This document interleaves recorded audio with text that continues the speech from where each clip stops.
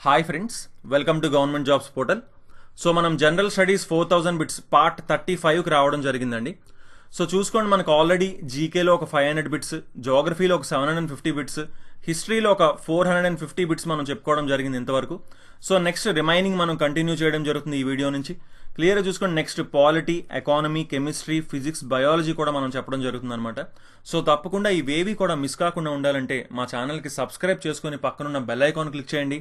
అలాగే జీజేపీ తెలుగు అనే మా ఆండ్రాయిడ్ యాప్లో arithmetic, reasoning, modern history and AP history paid classes available ఉన్నాయన్నమాట. ఇవి both English medium and Telugu medium స్టూడెంట్స్కి అర్థమయ్యే విధంగా ఉంటాయి. రైట్, సో ఇంట్రెస్ట్ ఉన్న వాళ్ళు ఈ రోజే ఈ క్లాసెస్లో ఎన్రోల్ చేసుకోవచ్చు. రైట్, సో ఓకే, ఇప్పుడు మనం బిట్స్లోకి వెళ్ళిపోతాం. 451 question. Who was the second Rashtrakuta king to occupy Kannauj? కనౌజ్ను ఆక్రమించిన రెండవ రాష్ట్రకూట రాజు ఎవరు అని అడుగుతున్నాడు. మనం ఆల్రెడీ ప్రీవియస్ క్లాస్లో రాష్ట్రకూట రాజు అయిన Dhruva first time is the first Rashtrakuta ruler to occupy Kannauj అని చూసాం. ధ్రువ ఇతను ఫస్ట్ అనమాట, ఫస్ట్ రాష్ట్రకూట రాజుల్లో మొదటి రాజు ఇతను కనౌజ్ను ఆక్యుపై చేసిన తర్వాత ఏమవుతుందంటే కొంతకాలం ధ్రువ దాన్ని నిలబెట్టుకోగలుగుతాడు. తర్వాత వీళ్ళకి చాలా దూరం ఉంటుంది కాబట్టి దాన్ని హోల్డ్ చేయలేకపోయాడు. ఇది కనౌజ్ని జయించినప్పటికీ కొద్ది రోజుల తర్వాత కనౌజ్ పైన వీళ్ళకి పట్టు పోయిందనమాట. దాంతో వేరే వాళ్ళ చేతిలోకి వెళ్ళిపోయింది. ధ్రువ తర్వాత వచ్చిన రాజు, రాష్ట్రకూట రాజు గోవింద III. ధ్రువ కొడుకండి ఇతను. సో గోవింద III అనమాట, గోవింద III. సో ఈ గోవింద III అనే అతను కనౌజ్ని మరలా రాష్ట్రకూటల్లోని కలుపుతాడు. ఫస్ట్ ఇప్పుడు క్వశ్చన్కి ఆన్సర్ ఏమవుతుంది? రాష్ట్రకూట రాజుల్లో రెండోసారి కనౌజ్ని ఆక్రమించిన రాజు ఎవరు, రెండవ రాజు ఎవరు అంటే గోవింద III అండి. Next, which Rashtrakuta king has the title Veeranarayana? ఏ రాష్ట్రకూట రాజుకి వీరనారాయణ అనే బిరుదు ఉంది అని అడుగుతున్నాడు. మనకి ఇప్పుడు మనం ఏమనుకున్నాం, ధ్రువ తర్వాత ధ్రువ కొడుకు గోవింద III అనుకున్నాం కదండి. ఈ గోవింద III తర్వాత వచ్చిన రాజే అమోఘ వర్ష అనమాట. ఇంపార్టెంట్ అండి, మనం గుర్తుపెట్టుకోవాల్సిన పేరు ఇది రాష్ట్రకూటుల్లో. సో గోవింద III తర్వాత వచ్చిన రాజు పేరు అమోఘ వర్ష. సో ఈ అమోఘ వర్షకి వీరనారాయణ అనే బిరుదు ఉంది, గుర్తుపెట్టుకోండి. నెక్స్ట్ క్వశ్చన్,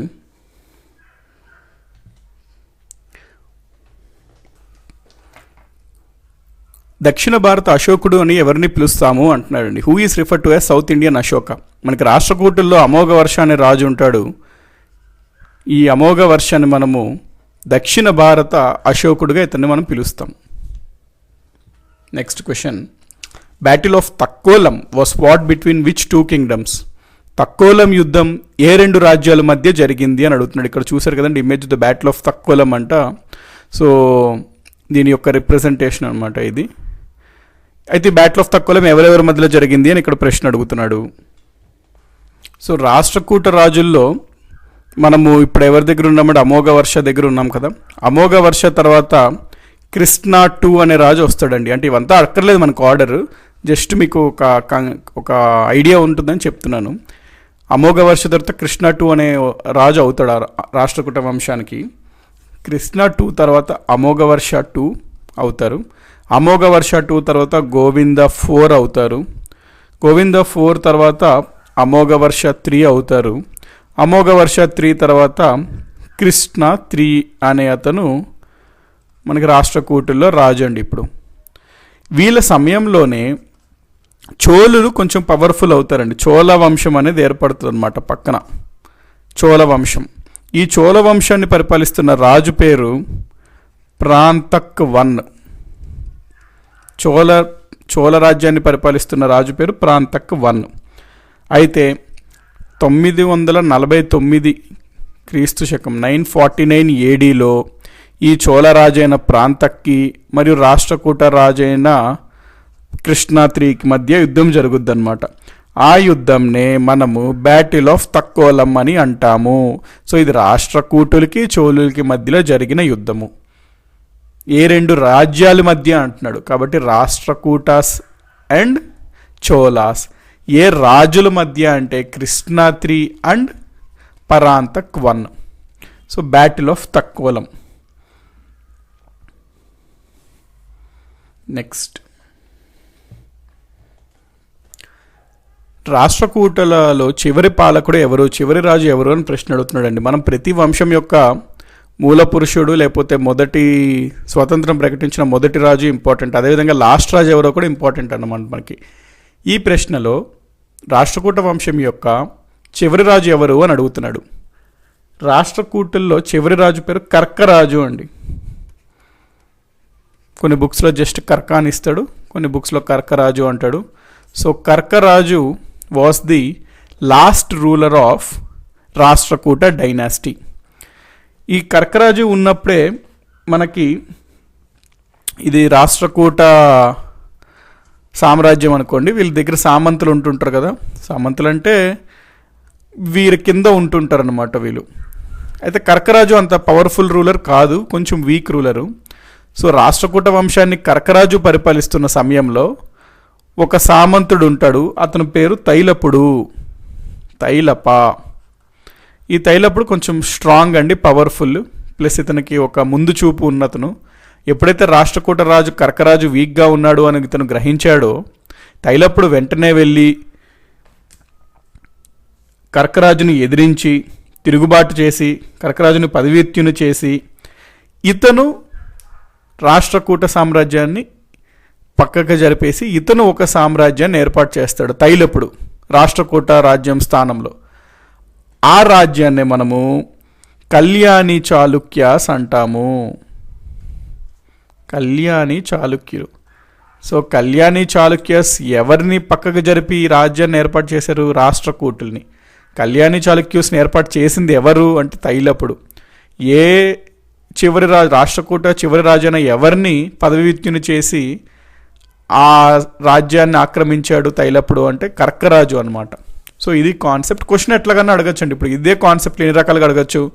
రాష్ట్రకూటలో చివరి రాజు ఎవరు అని అడగచ్చు, లేకపోతే రాష్ట్రకూట చివరి రాజు ఎవరి చేత పదవి విత్యుడు అయ్యాడు అని అడగచ్చు, లేకపోతే తైలపుడు కర్కరాజుని రాష్ట్రకూట రాజుల్లో చివరి రాజైన కర్కరాజుని పదవీత్యుని చేసి ఏ సామ్రాజ్యాన్ని ఏర్పాటు చేశాడు అని అడగచ్చు, కళ్యాణి చాళుక్యులు. సో కాన్సెప్ట్లో డిఫరెంట్ క్వశ్చన్స్ అడగచ్చు. థియరీ అయితే ఇదండి. నెక్స్ట్ క్వశ్చన్ ఇదిగోండి, ఇక్కడ చూడండి ప్రశ్న. చివరి రాష్ట్రకూట రాజు ఎవరు? కర్కరాజు. సో చివరి రాష్ట్రకూట రాజుని పదవీత్యుని చేసి కళ్యాణి చాళుక్య రాజ్యాన్ని స్థాపించినది ఎవరు? ఇక్కడ ప్రశ్న అండి. మనము దీన్ని ఒక కాన్సెప్ట్లా చూడకుండా డైరెక్ట్గా బిట్టులాగా చదువుకొని అట్లా వెళ్ళిపోతున్నాం అనుకోండి, వరుసగా మామూలుగా బిట్టుల్లాగా. మనం ఆ టైంలో చదువుతాం, ఓకే చివరి రాష్ట్రకూట రాజుని పదవీత్యుని చేసి కళ్యాణి చాళుక్య రాజుని స్థాపించింది ఓకే తైలపుడు అని అట్లాగే వెళ్ళిపోతాము. కానీ మనకి చాలా టైం అయిన తర్వాత ఎగ్జామ్స్లో చెప్పలేం, గుర్తు రావచ్చు రాకపోవచ్చు. అందుకని థియరీ పైన ఎప్పుడన్నా మనం కొంచెం ఒక్క పాయింట్, ఇందాక మనం చూసిన ఈ పాయింట్ ఇదంతా గుర్తుపెట్టుకుంటే ఎప్పుడు కన్నా మనకి మెమరీ ఈజీగా ఉంటుందండి. సో ఇప్పుడు ఆన్సర్ ఏమొస్తుంది ఇక్కడ మనకి? తైలపుడు అంటాం. హూ రోట్ గణిత సార సంగ్రహ రాసినది ఎవరు? మనకి రాష్ట్రకూటల సమయంలోనే ఒక కవి ఉంటాడండి, అతని పేరు మహావీరాచార్య. సో ఈ మహావీరాచార్య అనే అతను రాష్ట్రకూటుల కాలంలో నివసించే ఒక కవి. ఇతను గణిత సార సంగ్రహ అనే ఒక గ్రంథాన్ని రచిస్తారనమాట. సో మహావీరాచార్య గుర్తుపెట్టుకోండి, Ganita Sara Sangraha Mahaviracharya. Next, which kingdom constructed Indrasabha at Ellora? మనకి ఎల్లోరా గుహలు ఉంటాయి కదండి, ఎల్లోరా కేవ్స్. ఎల్లోరా గుహల్లో కేవ్ నెంబర్ ఎప్పుడైనా వెళ్తే ఎప్పుడైనా అబ్జర్వ్ చేయండి, కేవ్ నెంబర్ 32కి వెళ్ళండి, 32వ గుహకి వెళ్ళండి. 32వ గుహకి వెళ్తే అక్కడ మీకు ఇది కనబడుతుంది అనమాట. ఇదే ఇంద్రసభ అంటాం. ఇది యాక్చువల్లీ జైన్ టెంపుల్ అండి. యాక్చువల్లీ స్టోరీ ఏం చెప్తారు అంటే ఇది ఒక జైన్ టెంపుల్, కానీ ఇది ఫస్ట్ కనుక్కున్నప్పుడు ఆ దేవుణ్ణి ఇంద్రుడు అని చెప్పి పొరబడి ఇంద్రుడి కోసం కట్టిందేమో అని చెప్పి భావించేవారు, ఇంద్రుడు అనుకునేవారు అప్పుడు. ఇది కాకపోతే జైన్ టెంపుల్ ఇంద్రుడిదేమో అనుకునేవారు కాబట్టి స్టార్టింగ్లో దీనికి ఇంద్రసభ అని పేరు వచ్చేసింది, కానీ యాక్చువల్గా అయితే జైన్ టెంపుల్ అనమాట. అయితే ఇది నిర్మించింది ఎవరు అని మనకి ఇక్కడ ప్రశ్న అడుగుతున్నాడండి. Which kingdom constructed Indrasabha at Ellora? ఇది రాష్ట్రకూటులు నిర్మిస్తారండి, గుర్తుపెట్టుకోండి. రాష్ట్రకూటులు ఎల్లోరా గుహలలో 32వ గుహలో ఉన్న ఇంద్రసభని నిర్మిస్తారు. Next, who influenced Amogha Varsha into Jainism అండి. అమోఘ వర్ష అనే రాష్ట్రకూట రాజు జైన మతాభిమాని. అతను జైన మతాన్ని స్వీకరిస్తాడు.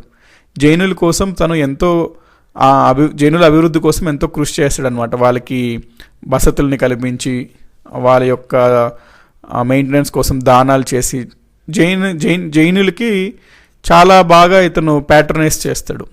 అయితే మరి అమోఘ వర్షకి ఈ జైన మతం వైపు ప్రభావితం చేసింది ఎవరు అని ప్రశ్న అడుగుతున్నాడు. చూడండి క్వశ్చన్స్ ఎంత డైనమిక్గా ఉంటున్నాయి, ఎంత ఆలోచింపజేసే క్వశ్చన్స్. మనందరికీ తెలిసి ఏమని, ఇప్పుడు కొన్ని పర్సనాలిటీస్ ఉంటాయి హిస్టరీలో. అశోకుడు అనగానే బుద్ధుడు అని మనకు వెంటనే స్ట్రైక్ అవుతుంది.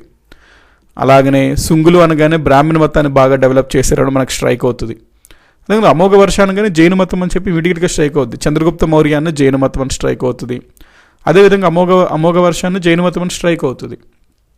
అయితే ఈ అమోఘ వర్షుడికి జైన మతం వైపు ప్రభావితం చేసింది ఎవరు అంటున్నాడు. అది ఇంపార్టెంట్ కదా, ఎందుకంటే ఎవరో ఒక వ్యక్తి తనని ప్రభావం చేయడం వల్ల తను జైన మతాన్ని స్వీకరించి జైనం కోసం ఎంతో తన జీవితంలో ఎంతో ఇంపార్టెన్స్ ఇచ్చాడు జైన మతానికి అమోఘ వర్షుడు. సో అది ఎవరు అని ప్రశ్న అడుగుతున్నాడు ఇక్కడ మనకి. అది జీనసేనుడు అండి. జీనసేన అనే ఒక జైన మత సన్యాసి. అతను దిగంబరుడు అండి. అంటే ఇప్పుడు జైనంలో 2 ఉంటాయి, దిగంబరు శ్వేతాంబర్ అని. సో దిగంబర్ బ్రాంచ్కి చెందిన జైన మాంక్ అనమాట ఇతను, సన్యాసి. జీనసేన అనే అతను అమోఘ వర్షకి జైన మతం వైపు ప్రభావితం చేస్తాడు. Next, Prithvi Vallabha and Khadgavaloka were the titles of which Rashtrakuta king? ఏ రాష్ట్రకూట రాజుకి పృథ్వీ వల్లభుడు మరియు ఖడ్గవలోక అనే బిరుదులు ఉన్నాయి అని అడుగుతున్నాడు. మనకి రాష్ట్రకూట యొక్క ఫౌండర్ ఎవరండి, వంశం యొక్క స్థాపకుడు అంటే మనం ఏమనుకున్నాం, దంటి దుర్గ అనుకున్నాం కదా. సో ఆ దంటి దుర్గ యొక్క బిరుదులండి ఇవి. మనం ఏవైతే చూసామో ఈ 2 పృథ్వీ వల్లభ మరియు ఖడ్గవలోక అనేవి దంటి దుర్గుడి యొక్క బిరుదులు. So answer Danti Durga.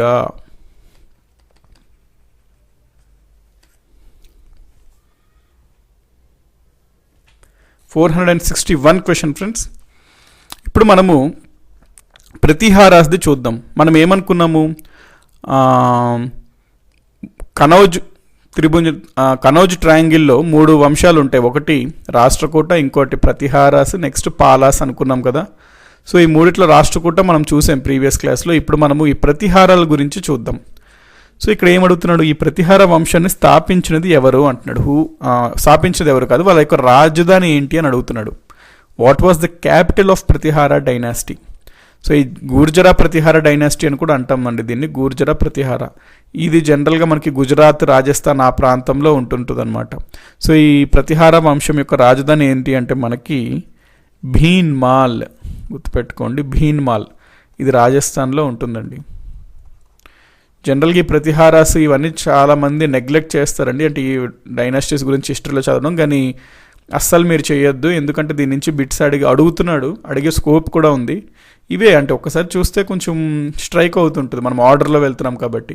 So ఎందుకు అనవసరంగా ఒక్క మార్క్ కూడా మిస్ చేసుకోకూడదు అనే మైండ్ సెట్తో ఉండాలండి. సో ప్రతిహార రాజవంశం యొక్క రాజధాని ఏంటి అంటే భీన్మాల్, ప్రెసెంట్ రాజస్థాన్లో ఉంటుంది ఇది. నెక్స్ట్, ప్రతిహార వంశం యొక్క స్థాపకుడు ఎవరు అని అడుగుతున్నాడండి. గుర్తుపెట్టుకోండి, దీని యొక్క స్థాపకుడు నాగభట్ట.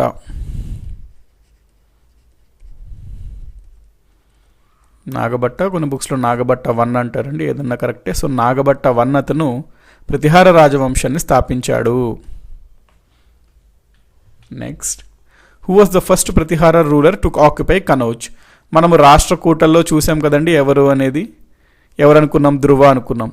రాష్ట్రకూటులో రెండో రాజు ఎవరండి? లాస్ట్ క్లాస్లో చదివాం, ఇది మీరు ఆన్సర్ చేసేయాలి ఈ పాటికి. రాష్ట్రకూటులో రెండో రాజు ఎవరు అంటే మనం అనుకున్నాం కదా, ధ్రువ తర్వాత వచ్చిన రాజు గోవింద 3. ఇక్కడ ఏమడుగుతున్నాడు? కనోజును ఆక్రమించిన మొదటి ప్రతిహార పాలకుడు ఎవరు అని అడుగుతున్నాడు. ఇక్కడ మనకి ఆన్సర్ వత్సరాజ. సో వత్సరాజ ప్రతిహార పాలకుడు అండి. ఒక రాజుల్లో చాలామంది రాజుల్లో ఇతను ఒక రాజు అనమాట, ప్రతిహార వంశానికి చెందిన అతను. ఇతను మొట్టమొదటి ప్రతిహార వంశానిలో మొట్టమొదటిగా కనోజును ఆక్రమించిన రాజు ఇతను వత్సరాజ. నెక్స్ట్ ప్రతిహార వంశంలో గొప్ప పాలకుడు ఎవరు అని అడుగుతున్నాడు. సో మొత్తం ప్రతిహార వంశంలో గొప్ప రాజు మిహిర భోజుడు.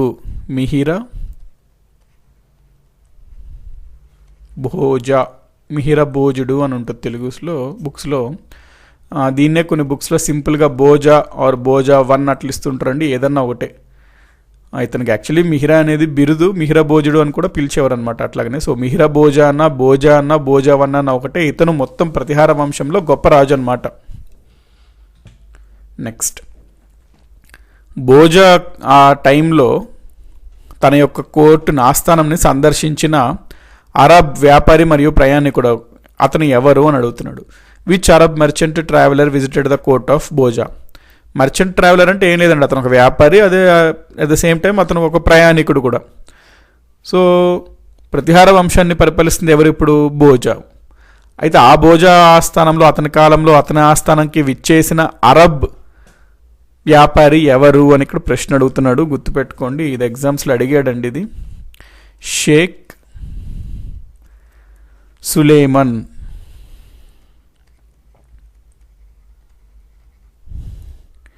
సో షేక్ సులేమన్ అనే ఒక అరబ్ వ్యాపారి భోజా యొక్క ఆస్థానం విచ్చేయడం జరిగింది. అరబ్ వాళ్ళు ఇండియాకి రావడం ఎక్కువ సంఖ్యలో ఇండియాకి రావడం స్టార్ట్ చేశారండి ఈ టైం పీరియడ్లోనే. మరియు ఈ ప్రతిహారాలకు కూడా అరబ్స్కి కూడా చాలా క్లాషెస్ వచ్చేవన్నమాట, చాలా క్లాషెస్ కూడా వచ్చినాయి వాళ్ళిద్దరికి. అది ఇక్కడ బిట్కి సంబంధించి మనకి ఏంటి అంటే, షేక్ సులేమన్ అనే ఒక అరబ్ వ్యాపారి ప్రతిహార వంశంలో పరిపాలిస్తున్న రాజు భోజా ఆ టైంలో విచ్చేసి భోజా యొక్క ఆస్థానంకి విచ్చేస్తాడు. తను ఏదైతే అబ్జర్వ్ చేశాడో, గ్రహించాడో బుక్లో రాస్తాడండి. ఆ బుక్లో తను ఏమని రాస్తాడంటే, భోజా గురించి ఈ ప్రతిహార వంశానికి చెందిన భోజరాజుకి చాలా పెద్ద సైన్యం ఉండేది అని రాస్తాడు. దాదాపుగా అతనికి చాలా పెద్ద సైన్యం ఉండేది, మరియు అతని గుర్రపు సవారీ ఉంటుంది చూడండి, గుర్రపు బలం అనేది చాలా పవర్ఫుల్గా ఉండేది అన్నాడు. క్యావెలరీ, వెరీ ఫైన్ క్యావెలరీ ఉండేది. అంటే అతను ఆ హార్సెస్ని వాడేది, చాలా మంచి హార్సెస్ని వాడేవాడు అని కూడా చెప్పడం జరిగిందండి. ఎవరు? Sheikh Sulaiman. Next, which Gurjara Pratihara dynastic king had the title Adivaraha. ఇది మనకి యాక్చువల్లీ ఢిల్లీ అండి. ఇక్కడ మీరు చూస్తున్నారు కదా, ఇది ఢిల్లీలో మనకి ఇమేజ్ ఉంటుంది. ఎప్పుడన్నా మీరు ఢిల్లీకి వెళ్తే చూడొచ్చు, ఇది విచ్చేయచ్చు. సో ఇది ఢిల్లీలో ఒక స్టాట్యూ అనమాట. ఈ స్టాట్యూ ఎవరిది అంటే మనం మాట్లాడుతున్న రాజుదే, Bhoja or Bhoja 1 or Mihira Bhoja. So ఇతని యొక్క స్టాట్యూ అండి ఇతను. సో ఇతనికి బిరుదు ఉండేది ఏంటి? ఆదివరహ అనే బిరుదు. సో ఆదివరహ అనే బిరుదు ఎవరికి ఉంది అంటే భోజాకుంది. భోజా ఏ వంశానికి చెందిన రాజు? ప్రతిహార వంశానికి చెందిన రాజు. Who built the Teli Mandir at Gwalior. మనకి మధ్యప్రదేశ్లో గ్వాలియర్ ఉంటుంది కదా, ఆ గ్వాలియర్లో తేలీ మందిర్ నిర్మించింది ఎవరు అని ఇక్కడ ప్రశ్న అడుగుతున్నాడండి. గుర్తుపెట్టుకోండి, ఇదే మనకు ఆ తేలీ మందిర్ గ్వాలియర్లో ఉంటుంది. ఈ మందిర్ది నిర్మించినది భోజా.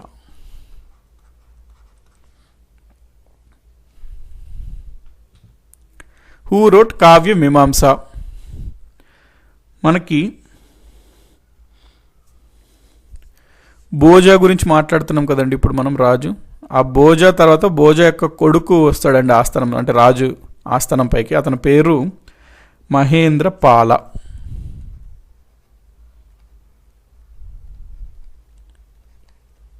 ఈ మహేంద్ర పాల యొక్క ఆస్థానంలో ఒక చాలా ప్రఖ్యాతిగాంచిన కవి ఉండేవాడండి. అతని పేరు రాజశేఖర. ఆస్థాన కవి అన్నమాట ఇతను. ఎవరు ఆస్థాన కవి? మహేంద్రపాల. మహేంద్రపాల్ ఎవరు? భోజ కొడుకు. భోజ తర్వాత ప్రతిహార సింహాసనం అధిరోహించాడనమాట ఇతను. సో రాజశేఖర. ఈ రాజశేఖరుడు రాసిన గ్రంథం ఏంటి అంటే కావ్యమీమాంస. ఇక్కడ చూశారు కదండి, కావ్యమీమాంస దే రాజశేఖర. ఈ కావ్యం డే అంటే ఆఫ్ అండి. ఇది యాక్చువల్లీ ఫ్రెంచ్ భాష అనమాట. ఫ్రెంచ్లో ఆఫ్కి డే అన్నట్టు అంటాము. సో చూడండి, ఇది ఎంత ఫేమస్ బుక్ కాకపోతే వీళ్ళు అంటే సంస్కృత బుక్, వీళ్ళు ఫ్రెంచ్లో దీన్ని అనువాదం చేసుకొని అక్కడ వాళ్ళు ఎంతో దీనికి ఇంపార్టెన్స్ ఇచ్చి వాళ్ళు చదవడం అట్లా జరుగుతుందండి. మన బుక్స్ మనకు తెలియట్లేదు, మనం గ్రహించట్లేదు దాని యొక్క ఇంపార్టెన్స్. ఇది ఫారినర్స్కి గ్రహిస్తున్నారండి ఆ ఇంపార్టెన్స్. సో ఇవన్నీ చాలా గొప్ప గ్రంథాలు అనమాట. ఎగ్జామ్స్లో బిట్ చాలా వరకు ఛాన్స్ ఉంటుంది, ఇది అడగచ్చు డైరెక్ట్గా. కావ్యమీమాంస రచించింది ఎవరు? ABCD అని ఇస్తాడు ఆప్షన్స్. సో రాజశేఖర. అయితే రాజశేఖర ఎవరి ఆస్థానంలో కవి అని అడగచ్చు, లేకపోతే ఇంకొక కొంచెం డిఫికల్టీ పెంచాలంటే ఇట్లా అడుగుతాడు. The famous poet Rajasekhara who wrote Kavyamimamsa belong to which dynasty, అంటే ఏ కాలంలో సంబంధించిన వాడు అంటే ప్రతిహార అనాలి, లేకపోతే belong to the court of which king అనొచ్చు, ఏ రాజు యొక్క ఆస్థానంలో ఇతను కవి అనొచ్చు. అప్పుడు మనం మహేంద్రపాల అని ఆన్సర్ చెప్పాలి.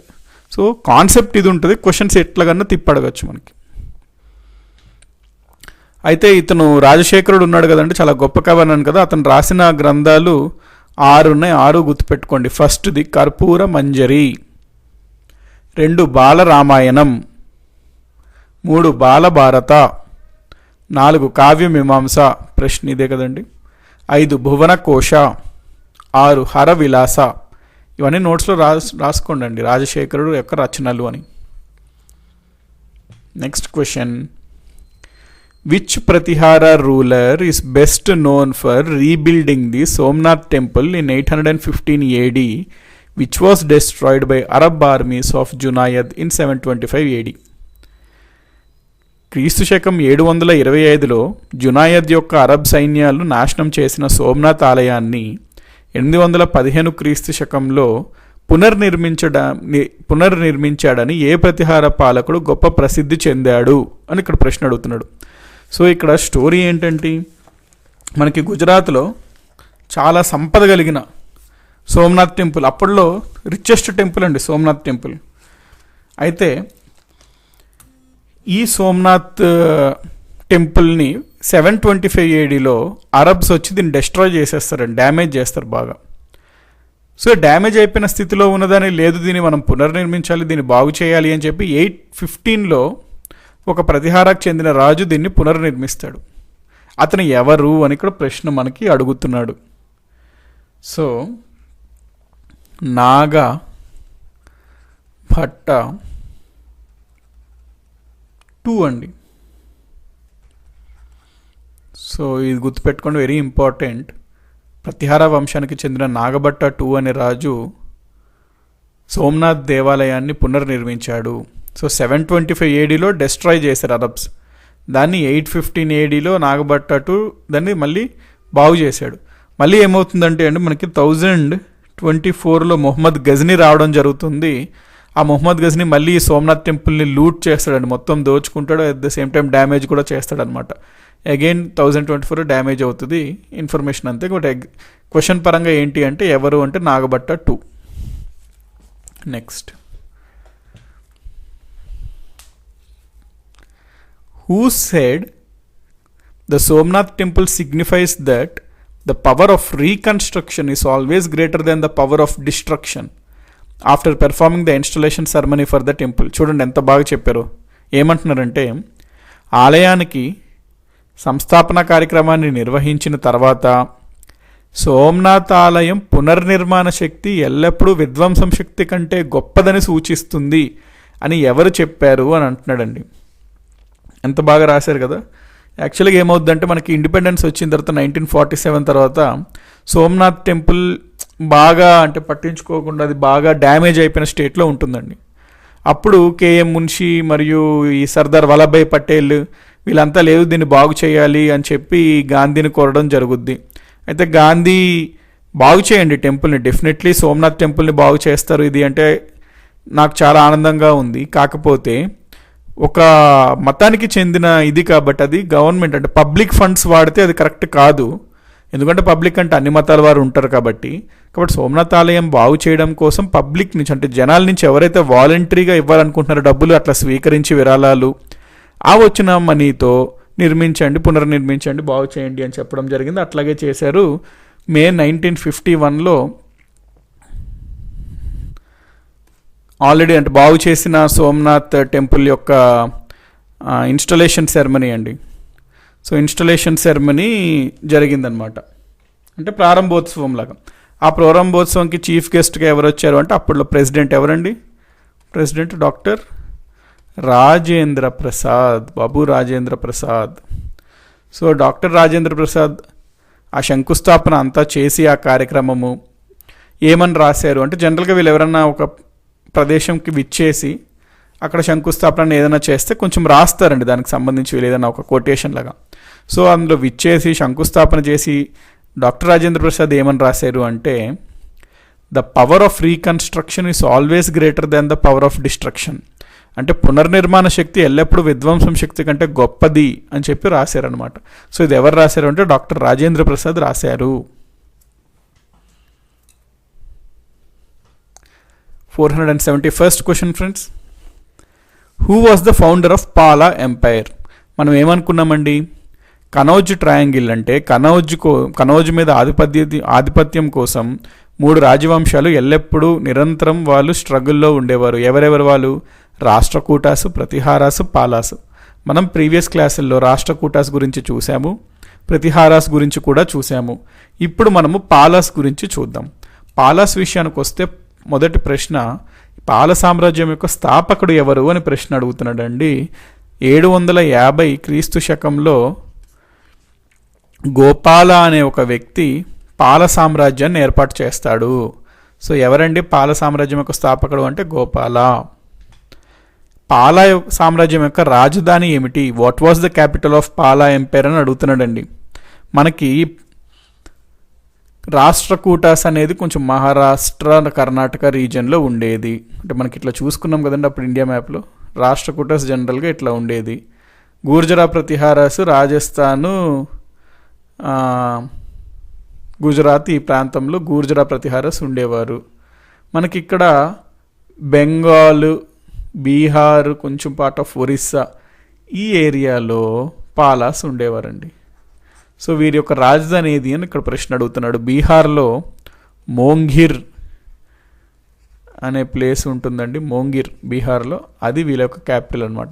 ఇప్పుడు దీన్ని మనం మోంగిర్ని పేరు మార్చారు, మున్గేర్ అంటున్నారు. ఇది ఒక జిల్లా అనమాట బీహార్లో. సో ఆ ప్రాంతం. సో రాజధాని ఏది అంటే మోంగిర్ అని ఇస్తారండి ఆప్షన్స్లో. మోంగిర్ అని మీరు పెట్టాలి. ఎక్కడుందంటే అది బీహార్లో ఉంది.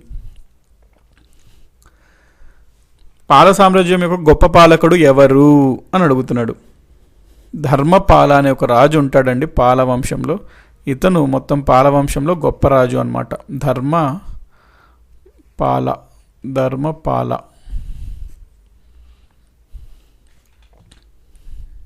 Next, who is credited with constructing a Buddhist monastery at the Odantapuri in Bihar? Odantapuri అండి, ఇది చాలా ఫేమస్ యాక్చువల్లీ. అంటే ఒక బుద్ధిస్ట్ స్పాట్ అనమాట ఇది. ఓదంతపురి అనేది బీహార్లో ఉంటుంది. ఇది ఇక్కడ ప్రశ్న ఏంటి, బీహార్లోని ఓదంతపురిలో బౌద్ధ మఠాన్ని నిర్మించిన ఘనత ఎవరికి ఉంది? ఇది ఇప్పుడు ప్రెజెంట్ అండి మనకి శిథిలావస్థలో ఉంది కదా, అవి చూడొచ్చు మనకి ఈ ఆర్కియలాజికల్ రిమైన్స్. ఇది ఒకప్పుడు పెద్ద మఠం అండి. అట్ ద సేమ్ టైం ఇది ఒక విశ్వవిద్యాలయం కూడా అప్పట్లో. అరౌండ్ 800 to 1000 AD ఆ టైంలో అండి అప్పుడు నిర్మించింది. సో దాన్ని ఓదంతపురి యూనివర్సిటీ అంటాం, ఎందుకంటే ఆ ప్రదేశము ఓదంతపురి అనమాట, బీహార్లో ఉంటుంది ఇది. సో ఇది నిర్మించిన రాజు ఎవరు అని ఇక్కడ మనకు ప్రశ్న అడుగుతున్నాడు. అయితే మనం ఏమనుకున్నాము, పాల వంశం యొక్క స్థాపకుడు.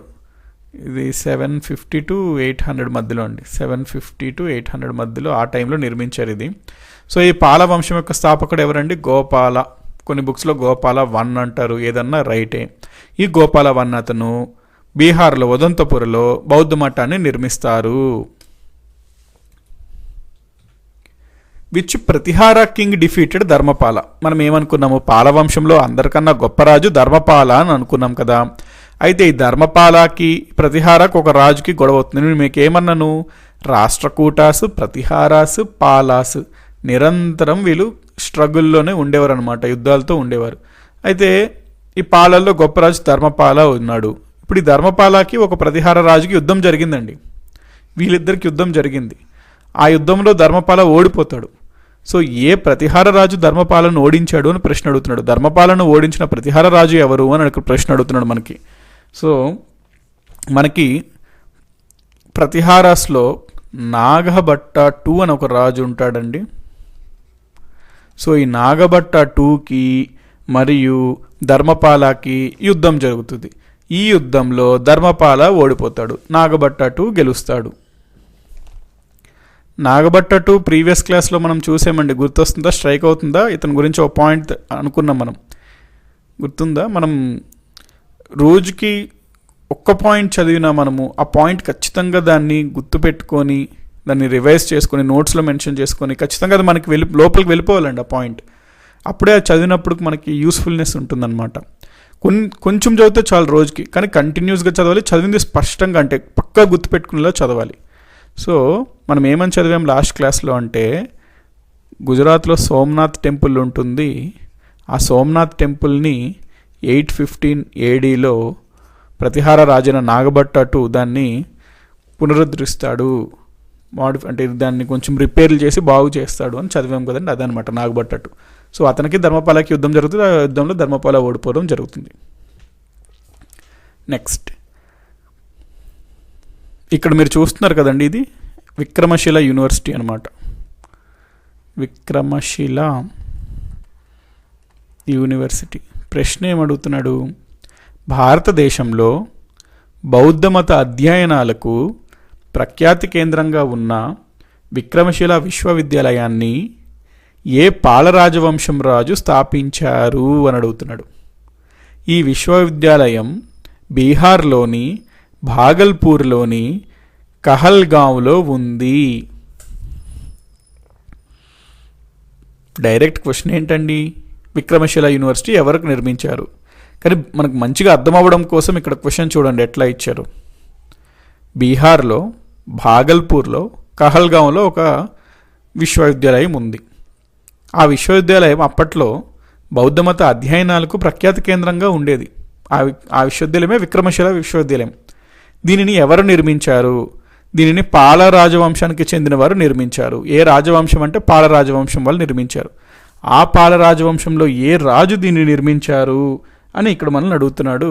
సో పాల రాజవంశంలో గొప్ప రాజు మనం ఎవరినన్నామండి, ధర్మపాల. సో ఈ ధర్మపాల విక్రమశిల విశ్వవిద్యాలయాన్ని నిర్మిస్తాడు. Next question, who wrote Ramacharita which mentions that Palas were descendants of solar dynasty. Palas అనేవారు సూర్యవంశం యొక్క వారసులు అని పేర్కొన్న రామచరిత్రని ఎవరు రాశారు? రామచరిత్ర వేరు, రామచరిత్ర మానస్ వేరండి. రామచరిత్ర మానస్ అంటే మనకు మళ్ళీ తులసిదాస్ వస్తుంది, అది వేరు. రామచరిత్ర ఇది ఒక గ్రంథం అనమాట. అంటే ఇప్పుడు ఈ పాలాస్ పరిపాలిస్తున్నవారు వాళ్ళ కాలంలో ఉంటున్న ఒక కవి రాశారు ఈ రామచరిత్ర అనే గ్రంథాన్ని. రామచరిత్రలో తను ఏమని చెప్పారు అంటే, ఈ పాలాస్ ఎవరైతే ఉన్నారో వీరు సూర్యవంశంకి చెందినవారు, సూర్యవంశం యొక్క వారసులు అని చెప్పడం జరిగింది. అయితే రామచరిత్రను ఎవరు రచించారు అని ఇక్కడ మనకి ప్రశ్న అడుగుతున్నాడు. ఈ రామచరిత్రను రచించిన కవి పేరు సంధ్యాకర్ నంది. ఇతను పాలాస్ ఆ కాలానికి చెందిన కవి అన్నమాట. Next, consider the following statements about Dharmapala. ఇక్కడ మీరు చూస్తున్నారు కదండి ఇమేజ్, ఇతను ధర్మపాల యొక్క ఇమేజ్ అండి ఇది. పాలాస్లో గొప్ప రాజు అంటున్నాం ఇతన్నే. సో ఇతని గురించి 2 పాయింట్స్ ఇచ్చాడు, దాని మీద ప్రశ్న అడుగుతున్నాడు. ఫస్ట్ పాయింట్ ఏంటి అంటే, ఇతను విక్రమశిల విశ్వవిద్యాలయాన్ని మరియు నలంద విశ్వవిద్యాలయాన్ని ప్యాట్రనైజ్ చేశాడు. అంటే వాటిని బాగా ఎక్కువ ఇంపార్టెన్స్ ఇచ్చాడు వాటికి అంటున్నాడు. విక్రమశిల యూనివర్సిటీని నిర్మించిందే ఇతనండి. నలంద విశ్వవిద్యాలయానికి కూడా ఇతను ఎక్కువ కేర్ తీసుకునేవాడు అనమాట. So first option is right. Second, ప్రఖ్యాతిగాంచిన ఒక కవి, అతని పేరు వజ్రదత్త. అతను లోకేశ్వర శతకం అనే శతకాన్ని రచించాడు.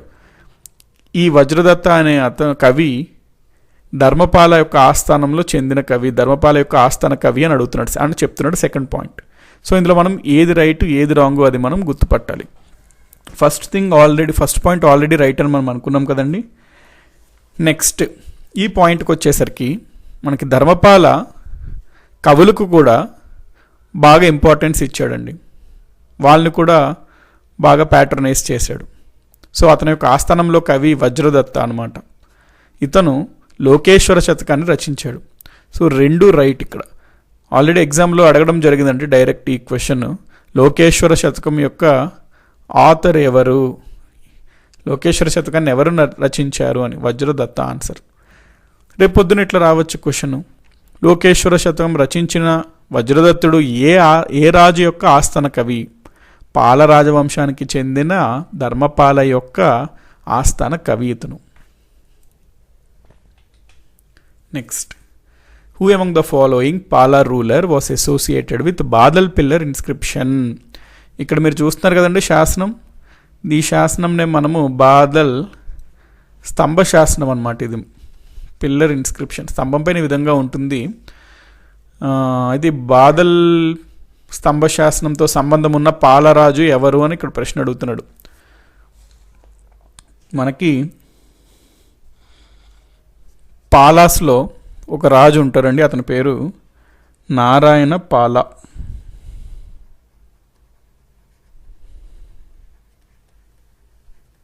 ఈ నారాయణ పాల అనే రాజు దగ్గర ఒక మినిస్టర్ ఉంటారండి, ఒక మంత్రి. ఆ మంత్రి పేరు భట్ట గురవ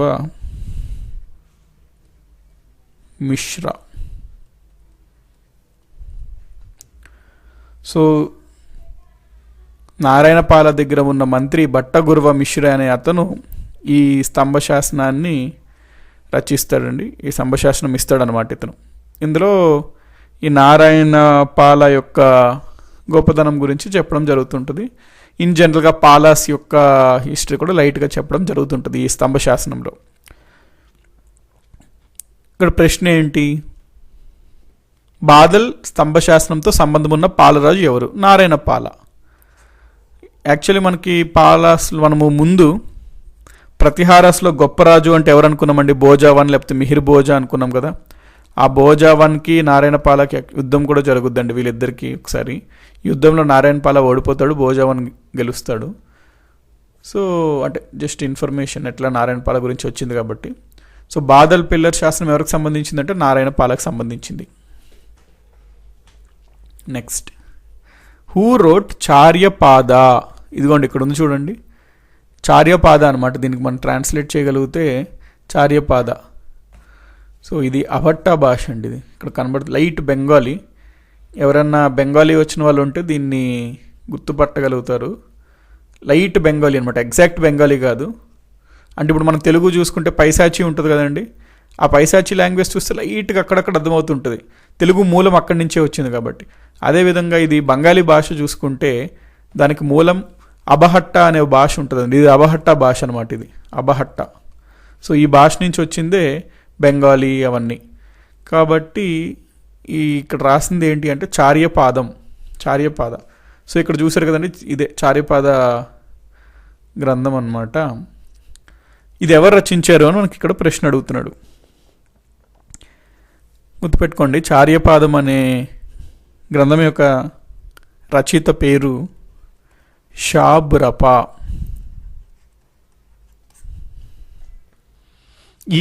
ఈ చార్యపద అనేది బెంగాలీ భాషలోనే మొట్టమొదటి లిటరరీ వర్క్గా చెప్తారండి. The first Bengali literary work Charyapada అంటాం. ఇది ఎవరి కాలంలో రచించబడింది అంటే పాలాస్ టైంలో రచించబడింది. ఇది అబహట్ట, ఇందాక చెప్పాను కదండి అబహట్ట భాషలో ఇది ఉందన్నమాట. ఈ అబహట్ట భాష ఇప్పుడు ప్రెజెంట్ ఉన్న బెంగాలీ, అస్సామీ, ఒడియా, మైథిలి భాషలకి మూలం ఈ భాష అనమాట, అబహట్ట. సో చార్యపాదను ఎవరు రచించారు అంటే షబ్రప అనే కవి రచించారు.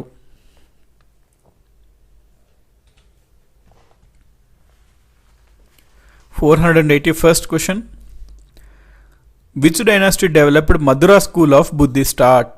మధుర బౌద్ధ కళ ఏ రాజవంశం అభివృద్ధి చేసింది? మనకి బుద్ధిస్ట్ స్కూల్స్ ఆఫ్ ఆర్ట్స్ అని ఉంటాయండి. యాక్చువల్లీ 3 స్కూల్స్ ఉంటాయి, Gandhara, Mathura and Amaravati school of art అని. సో ఇవన్నీ బౌద్ధ శిల్పకళకు సంబంధించినవి. ఈరోజు మనము ఈ కాన్సెప్ట్ని చూస్తామండి. ఈ కాన్సెప్ట్ గురించి బ్రీఫ్గా చెప్తాను, దాని తర్వాత క్వశ్చన్స్ కూడా చూస్తాము. ఇది వెరీ వెరీ ఇంపార్టెంట్ అనమాట. ఎందుకంటే ఏ ఎగ్జామ్ చూసుకున్న హిస్టరీలో, అందులో ఏన్షియంట్ హిస్టరీలో దీని మీద ప్రశ్న మ్యాక్సిమం అడుగుతున్నాడండి. ఏదో దానిపైన గాంధార లేకపోతే మధుర లేకపోతే అమరావతి. సో ఈరోజు దీని గురించి చూద్దాం మనము. ఫస్ట్ దీని గురించి లిటిల్ ఇంట్రడక్షన్లా చూద్దామండి. ఇదిగోండి, ఇక్కడ మనకి మొత్తం బౌద్ధ శిల్పకళలో 3 ఉంటాయి అన్నమాట. 1 గాంధార, 2 మథుర, 3 అమరావతి. అయితే మొదటగా మనము గాంధార గురించి మాట్లాడితే, ఈ గాంధార అనేది సుంగులు, కుషాన్స్ వీళ్ళు డెవలప్ చేశారండి బాగా, సుంగులు, కుషాన్స్. నెక్స్ట్ మనకి గాంధార అనే వర్డ్ ఎక్కడి నుంచి వచ్చిందంటే, యాక్చువల్లీ ఇది ఇట్లా ఇండియా ఇది తీసుకున్నారనుకోండి, ఇది గుజరాతీ ప్రాంతం ఇట్లా ఉంటుంది కదా, మనకు అప్పట్లో అంతా కలిసి ఉండేది కదండి. ఈ మొత్తం ప్రాంతం అంటే ప్రెసెంట్ డే కొంచెం పాకిస్తాన్, ఆఫ్ఘనిస్తాన్ ఆ ప్రాంతం అంతా, ఆ ప్రాంతాన్ని గాంధార అని అనేవారండి. ఈ ప్రాంతంకి చాలామంది గ్రీక్స్, రోమన్స్, అక్కడి నుంచి ఫారిన్ రేస్లు వచ్చి సెటిల్ అయ్యేవారండి ఇక్కడ బాగా ఎక్కువగా ఈ ప్రాంతంలో అప్పుడులో. సో వీరు ఈ గాంధార శిల్పకళని వీళ్ళు స్టార్ట్ చేశారనమాట. అట్లా చేసినప్పుడు డెఫినెట్లీ వీళ్ళు ఎక్కడ వాళ్ళు, గ్రీకు, రోమన్ వాళ్ళు కదా. ఇక్కడికి వచ్చినప్పుడు ఇండియావి కొంత ఇండియాలో ఆల్రెడీ ఉన్న ఆర్ట్తో పాటు గ్రీక్ స్టైల్, రోమన్ స్టైల్ కలిసి ఒక మిక్స్డ్ స్టైల్ అండి ఇది గాంధార. కాబట్టి గాంధార అనేది గ్రీక్, ఇండియా, రోమన్ అట్లా కలిసి మిక్స్డ్ స్టైల్ అనమాట ఈ గాంధార శిల్పకళ. ముఖ్యంగా ఎక్కువ ఇన్ఫ్లుయెన్స్ గ్రీక్ది ఉంటుంది. గ్రీక్ యొక్క శిల్పకళలో వాళ్ళది జనరల్గా కర్లీ హెయిర్ ఉంటుంది వాళ్ళ యొక్క శిల్పకళలో. సో బుద్ధుడికి కూడా కర్లీ హెయిర్ ఇవ్వడం జరుగుతుందండి ఇందులో. చూశారు కదా, బుద్ధుడికి కర్లీ హెయిర్ ఇవ్వడం జరిగింది. గ్రీక్స్ యొక్క శిల్పకళల్లో జనరల్గా ఎవరిదన్నా వేసినప్పుడు బొమ్మ చాలా బలంగా చూపిస్తారండి ఒక వ్యక్తిని. అట్లాగే గాంధార శిల్పకళలో కూడా బుద్ధుడు చాలా ఫిజికలీ చాలా స్ట్రాంగ్ ఉన్నట్టు బొమ్మలు ఉంటాయి. మళ్ళీ అప్పుడప్పుడు కొన్ని గాంధార శిల్పకళలో బుద్ధుడు ఏదన్నా ఇట్లా పైన డ్రేప్స్ అంటాం ఇంగ్లీష్లో, పైన సమ్ కోట్ లాగా ఇట్లా వేసుకోవడం జరుగుతుంది. ఆ కోట్స్ యొక్క ఫోల్డింగ్స్ అవన్నీ చెప్పి చాలా చాలా స్పష్టంగా ఉంటుందండి ఈ art. Gandhara school of art అంటాం ఇది. Next Mathura school of art. ఈ మధుర స్కూల్ ఆఫ్ ఆర్ట్ వచ్చేసరికి దీన్ని యాక్చువల్గా సుంగులు, దీన్ని సుంగులు ప్రారంభిస్తారండి. దీన్ని మెయిన్గా కుషాన్స్ అండి, ఇది మెయిన్గా కుషాన్స్ అనమాట గాంధార. వేరే మధుర వచ్చేసరికి సుంగాస్ తర్వాత దీన్ని గుప్తాస్ బాగానే ముందుకు తీసుకెళ్తారండి మధుర స్కూల్ ఆఫ్ ఆర్ట్ని. ఈ మధుర స్కూల్ ఆఫ్ ఆర్ట్లో మనకి ముఖ్యంగా బాగా కనబడేది ఏంటి అంటే, ఇక్కడ బుద్ధుడి ఇమేజ్, ఇట్లా బుద్ధుడి ఇమేజ్ ఉందనుకోండి, వెనకాల ఒక చక్రం లాగా, వెనకాల ఒక వీల్, ఒక చక్రం లాంటిది పెడతారండి. బుద్ధ ఇమేజ్ వెనకాల ఒక చక్రం లాంటిది ఉంటుంది అనమాట. దాన్ని జ్ఞాన చక్రం అంటాం, జ్ఞాన చక్రం. సో ఎక్కువగా ఈ మధుర స్కూల్ ఆఫ్ ఆర్ట్లో మనకి జ్ఞాన చక్రం జనరల్గా పెట్టడం జరుగుతుంటుంది బుద్ధుడు వెనకాల. నెక్స్ట్ జనరల్గా గ్రీక్స్లో జనరల్గా ఎక్కువ పోస్టర్స్ స్టాండింగ్ ఉంటాయండి, ఎక్కువ. కొన్ని మాత్రమే సిట్టింగ్ ఉంటాయి. వేరే మధుర చూసేసరికి ఎక్కువ సిట్టింగ్ పోస్టర్లో ఉంటాయి, కొన్ని మాత్రమే స్టాండింగ్లో ఉంటాయి. ఇక్కడ మీకు ఇమేజెస్ స్టాండింగ్ ఇట్లా కనబడుతుంది, కానీ ఇది చూసిన సిట్టింగ్ లాగే వస్తుందండి. సో ముఖ్యంగా మధుర స్కూల్ ఆఫ్ ఆర్ట్లో సిట్టింగ్లో ఉంటాయి అన్నమాట పోస్టర్స్. మెయిన్లీ ఇందులో ఏంటంటే డీప్ మెడిటేషన్ చేస్తున్నట్టు మనకి కనబడుతుంటుంది మధుర స్కూల్ ఆఫ్ ఆర్ట్లో. Next Amaravati school of art అండి. ఈ అమరావతి స్కూల్ ఆఫ్ ఆర్ట్ మన ప్రెసెంట్ ఆంధ్రప్రదేశ్లో ఉన్న అమరావతి రీజియన్లో ఇది ఉంటుందండి. Amaravati school of art Satavahana వంశం వాళ్ళు దీన్ని బాగా డెవలప్ చేశారు. ఇది చాలా డెకరేటివ్గా ఉంటుందండి, చాలా అలంకరణగా ఉంటుంది. చూడండి ఇక్కడ ఎంత అలంకరణగా ఇట్లా పైన ఇవి ఇట్లా ఉండడం, ఇక్కడ డిజైన్స్తో ఇట్లా రాయల్ని చెక్కడము, వీటిలో అంత అలంకరణ ఉండదు. కానీ అమరావతిలో చూడగానే అలంకారం చాలా ఎక్కువ ఉంటుంది అనమాట, హైలీ డెకరేటివ్. నెక్స్ట్ వాడిన పదార్థం ఇందులో వైట్ మార్బుల్ అండి, అందుకనే లుక్ ఇంకా బాగుంటుంది అనమాట అమరావతి స్కూల్ ఆఫ్ ఆర్ట్ది. లైమ్ స్టోన్, మార్బుల్ వాటితో చేశారు. జనరల్గా అమరావతి శిల్పకళలో మనకి ఏంటంటే బుద్ధుడి జీవితంకి సంబంధించిన అంశాలన్నా లేకపోతే జాతక కథలు ఉంటాయి కదండి, ఆ కథలు అట్లాగా అంత పిక్చర్స్ రూపంలో చెప్పడం జరుగుతుంటుంది ఈ యొక్క అమరావతి శిల్పకళల్లో. కాబట్టి ఇది బ్రీఫ్ ఐడియా అండి, మీకు 3 ఉంటాయి అని చెప్పి. ఇప్పుడు మనం క్వశ్చన్స్కి వెళ్ళిపోదాం. First 481 question, which dynasty developed Mathura school of Buddhist art? ఎవరన్నానండి మధురా స్కూల్ ఎవరు డెవలప్ చేశారన్నాను? స్టార్టింగ్ శుంగ వంశం డెవలప్ చేశారు. మనకు ఆప్షన్స్ ఇస్తాడు, Shunga, next Satavahanas, next Indo Greeks అట్లాగా. శుంగ వంశం అండి, Shunga dynasty developed Mathura school of art, Mathura Shunga. Next Gandhara school of Buddhist ఆర్ట్ని ఏ డైనాసిటీ, ఏ రాజవంశం వారు డెవలప్ చేశారు అని అడుగుతున్నాను. గాంధార ఎవరు అనుకున్నామండి మనం? కుషాన్స్ అనుకున్నాం కదా. So Kushans developed Gandhara school of art. Next Amaravati school of Buddhist ఆర్ట్ని ఏ రాజవంశం వాళ్ళు అభివృద్ధి చేశారు? మనం అనుకున్నాం కదండి, శాతవాహనులు దీన్ని అభివృద్ధి చేశారు అని అమరావతి శిల్పకళని. నెక్స్ట్ ఇక్కడ చూడండి, Mathura school of art, Mathura శిల్పకళ మీద ప్రశ్న అడిగాడు. మనకి 4 స్టేట్మెంట్స్ ఇచ్చాడు మధురా స్కూల్ ఆఫ్ ఆర్ట్కి సంబంధించి, మధురా శిల్పకళకు సంబంధించి. ఆ 4లో ఏది కరెక్ట్ ఏది కరెక్ట్ కాదు అన్నట్టు మనకి ఆప్షన్స్ ఇచ్చాడు. సో ఫస్ట్ ఇమేజ్ చూద్దాం. మధురా శిల్పకళలో మనకి ముఖ్యంగా బుద్ధుడి యొక్క జీనా ఇమేజ్, జీనా అంటే జ్ఞాన అన్నట్టు, జ్ఞాన్. సో నేను ఏమని చెప్పాను, మధురా స్కూల్ ఆఫ్ ఆర్ట్లో బుద్ధుడి బొమ్మ ఉంటుంది, వెనకాల జ్ఞాన చక్రం అనేది ఉంటుంది. సో ముఖ్యంగా మధురా స్కూల్ ఆఫ్ ఆర్ట్లో ముఖ్యంగా ఏం చెప్తామంటే బుద్ధుడు వెనకాల జ్ఞానాన్ని, ఆ వీల్ దేనికి సూచిక, బుద్ధుడు జ్ఞానాన్ని పొందాడు అని, ఎన్లైటన్ అయ్యాడు అని చెప్పి. కాబట్టి ఫస్ట్ ఆప్షన్ ఏమిస్తున్నాడు, బుద్ధుడి యొక్క జ్ఞాన ఇమేజ్ అనేది ఈ శిల్పకళ యొక్క ప్రముఖ విషయము అంటున్నాడు. అది రైటే కదండి. నెక్స్ట్ గుర్తుపెట్టుకోండి, మనకి గాంధార స్కూల్ ఆఫ్ ఆర్ట్లో మనం ఏమనుకున్నాము, గ్రీక్స్, రోమన్స్ వాటి నుంచి వచ్చి ఎక్కువగా వాటి యొక్క ఇన్ఫ్లుయెన్స్ ఉండేది అనుకున్నాం. ఈ మధురా స్కూల్ ఆఫ్ ఆర్ట్ వచ్చేసరికి ఎక్కువగా ఇది మన ఓన్ ఇండిజీనియస్ అండి, అంటే మన సొంత శిల్పకళ నైపుణ్యంతో నిర్మించిన ఇదనమాట ఈ యొక్క కళ. మధురా స్కూల్ ఆఫ్ ఆర్ట్ అనేది, మధురా శిల్పకళ అనేది మన స్వతహాగా సొంత శిల్పకళ నైపుణ్యంతో నిర్మించుకున్నాం ఇది. కాబట్టి సెకండ్ ఆప్షన్ ఏమడుతున్నాడు, ఇది మన యొక్క సొంత శిల్పకళ అంటున్నాడు. ఇది రైట్, ఇండిజినస్, మన యొక్క సొంత శిల్పకళ స్టైల్ అనమాట ఇది.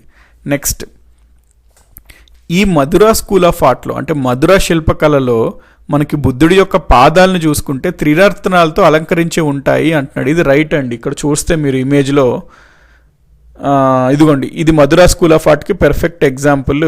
వెనకాల జ్ఞాన చక్రం ఉంది, అదే ఫస్ట్ ఆప్షన్ అదే అంటున్నాడు కదండి, బుద్ధుడు జ్ఞానంలో ఉన్నట్టు చూపిస్తారు అని.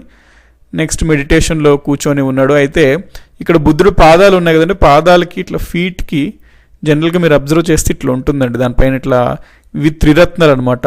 ఇక్కడ ఉన్నాయి చూడండి, వీటిని త్రిరత్నాస్ అంటాం.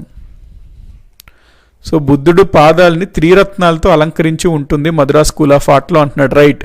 ఎందుకు అంటే మనకి మధురా స్కూల్ ఆఫ్ ఆర్ట్లో బుద్ధుడి పాదాలని ఈ విధంగా అలంకరిస్తారు, ఈ విధంగా చెక్కడం జరిగింది. సో థర్డ్ ఆప్షన్ కూడా right. Next the presence of the 2 attendants by the side of Buddha.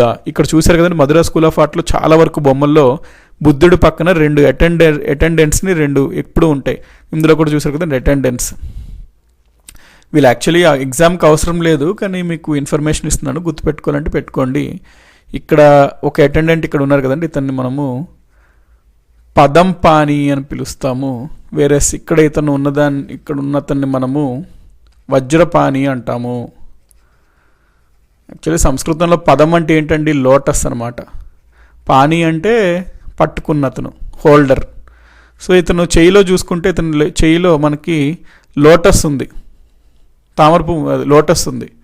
So ఆ లోటస్ని పట్టుకున్నాడు కాబట్టి ఇతను మనం పదం పాని అంటాం. ఇక్కడ చూసుకుంటే ఇతను థండర్ బోల్ట్ అంటాం కదండి, థండర్ బోల్ట్ అంటే ఉరుము అనమాట. ఆ ఉరుముని పట్టుకొని ఉన్నాడు కాబట్టి వజ్రం అంటాం, వజ్రాయుధము అట్లాగా. సో ఆ వజ్రాన్ని పట్టుకున్నాడు కాబట్టి ఇతను ఆ వజ్రాయుధం లాంటిదాన్ని థండర్ బోల్ట్ని ఇతను వజ్రపాణి అంటాము. So Vajrapani, Padampani, Mathura school of art అనమాట. అయితే ఎప్పుడు మధురా స్కూల్ ఆఫ్ ఆర్ట్లో 2 అటెండెంట్స్ జనరల్గా ఉంటుంది ఆ శిల్పకళలో అంటున్నాడు. రైటే కదండి. మధురా స్కూల్ ఆఫ్ ఆర్ట్లో 2 అటెండెంట్స్ బుద్ధుడు అటువైపు ఇటువైపు ఉంటారు. So all options are correct. Next Gandhara school of art that was developed in the form of sculpture is the fusion of. నేను మీకు చెప్పాను చూడండి, మనకి గాంధార అనేది ఆఫ్ఘనిస్తాన్ పాకిస్తాన్ ప్రాంతంలో ఉంది. అక్కడ ముఖ్యంగా గ్రీకు రోమన్ నుంచి అట్లా వచ్చిన సెటిల్ అయిన వారు ఈ యొక్క శిల్పకళని స్థాపించారు. అయితే ఈ శిల్పకళ యొక్క దేని కలయిక అంటున్నాడు. శిల్పరూపంలో అభివృద్ధి చేయబడిన గాంధార స్కూల్ ఆఫ్ ఆర్ట్ దేని కలయిక అంటే గ్రీక్, రోమన్, మన భారతీయ శైలి. సో గ్రీక్ శైలి ఉంటుంది, రోమన్ శైలి ఉంటుంది, మన భారతీయ శైలి ఉంటుంది. A and B is the correct answer. Next ఇక్కడ మీరు చూసినట్లయితే చూడండి, గ్రీక్స్లో ఇతన్ని అపోలో అంటాం అనమాట. వారి యొక్క శిల్పకళ చూడండి, ఇది దగ్గరగా ఉంది కదండి. ఇది గాంధార శిల్పకళ యొక్క బుద్ధుడు, గ్రీక్స్ చేసిన బుద్ధుడు అనమాట. కర్లీ హెయిర్, సిమిలారిటీస్ ఉన్నాయి. అంటే దీన్ని బట్టి ఏం చెప్పొచ్చు, Gandhara school of art, Gandhara శిల్పకళలో ఈ గ్రీక్ మరియు ఆ రోమన్ ఆ స్టైల్స్ కూడా కలిసాయి అని చెప్పొచ్చు అనమాట. Next, in Amaravati school of art white marble is used and the themes were. మనం ఆల్రెడీ ఏమనుకున్నామంటే అమరావతి చూసినప్పుడు, Amaravati white marble, limestone వాటి మీద చెక్కబడి ఉంది, అందుకనే చాలా సౌందర్యంగా ఉంటే అమరావతి శిల్పకళ అనేది అనుకున్నాము. అయితే అమరావతి శిల్పకళలో ఏం జనరల్గా ఉంటాయంటే బుద్ధుడి యొక్క జీవిత చరిత్ర మరియు జాతకాస్ అంటామండి. జాతకాస్ అంటే బౌద్ధ అప్పట్లో వాళ్ళకి సంబంధించి స్టోరీస్ అనమాట. జాతకాలు అంటే స్టోరీస్. సో అవి ఉంటుంటాయి జనరల్గా మనకి అమరావతి స్కూల్ ఆఫ్ ఆర్ట్లో. అయితే అమరావతి శిల్పకళల్లో కూడా బుద్ధుడి యొక్క హెయిర్ చూసుకుంటే కొంచెం కర్లీగా వేస్తారండి.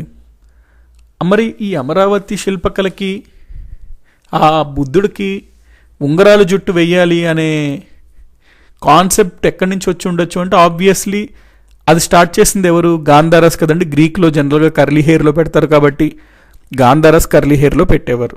మరి గాంధారాస్ నుంచి ఈ కాన్సెప్ట్ని Amaravati school of art borrow చేసుకుందనమాట.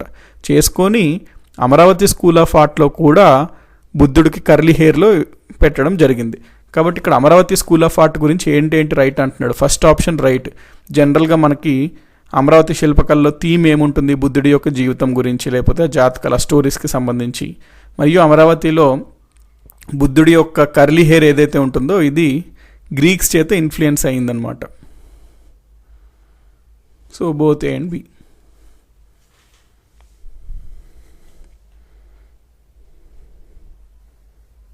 Next, Bamiyan Buddha is an example of which school of art. ఇక్కడ మనకి ఆఫ్ఘనిస్తాన్లో బమియాన్ అనే ఒక ప్లేస్ ఉంటుందండి. ఈ బమియాన్లో చాలా పెద్ద బుద్ధుడు విగ్రహం ఉంటుందండి. కాకపోతే ఇది తాలిబాన్ వాళ్ళు అప్పుడు డెస్ట్రాయ్ చేసేసారండి. ఇప్పుడు దీన్ని మళ్ళీ రీకన్స్ట్రక్ట్ చేస్తున్నారు, బాగు చేస్తున్నారు. కాకపోతే ఈ బమియాన్ బుద్ధ అనేది ఎక్కడంటే ఆఫ్ఘనిస్తాన్, ప్రెసెంట్ డే ఆఫ్ఘనిస్తాన్లో ఉంటుంది. ఇది ఏ శిల్పకళకి ఉదాహరణ అంటున్నాడండి. ఇక్కడ మనకి ఆఫ్ఘనిస్తాన్ ఆ ప్రదేశం అంటే ఏది ఉంటుందండి? ఆబ్వియస్లీ గాంధార శిల్పకళకు సంబంధించి ఉంటుంది. కాబట్టి ఆఫ్ఘనిస్తాన్లో ఉన్న బామియాన్ బుద్ధ ఏ శిల్పకళకి సంబంధించినది అంటే గాంధార శిల్పకళకి సంబంధించింది. నెక్స్ట్, 4 స్టేట్మెంట్స్ ఇచ్చాడండి. ఏది కరెక్ట్ ఏది రాంగ్ అని మనం చెప్పాలి. గాంధార శిల్పకళలో ముఖ్యంగా గ్రే శాండ్ స్టోన్ అంటే ఇసుక రాయిని వాడేవారు అన్నట్టు అడుగుతున్నాడు. ఇది రైట్ అండి. ఇది ఇసుక రాయిని ఎక్కువగా వాడేవారు అనమాట. నెక్స్ట్, మధుర ఆర్ట్ అనేది మన సొంత పరిజ్ఞానంతో దీన్ని స్టార్ట్ చేసాము, డెవలప్ చేసామని మనం ఆల్రెడీ అనుకున్నాం కదండి. సుంగాస్ స్టార్ట్ చేశారు. సుంగాస్ అనేవారు ఇక్కడ వారు కదండి, బ్రాహ్మణులు అనమాట సుంగాస్.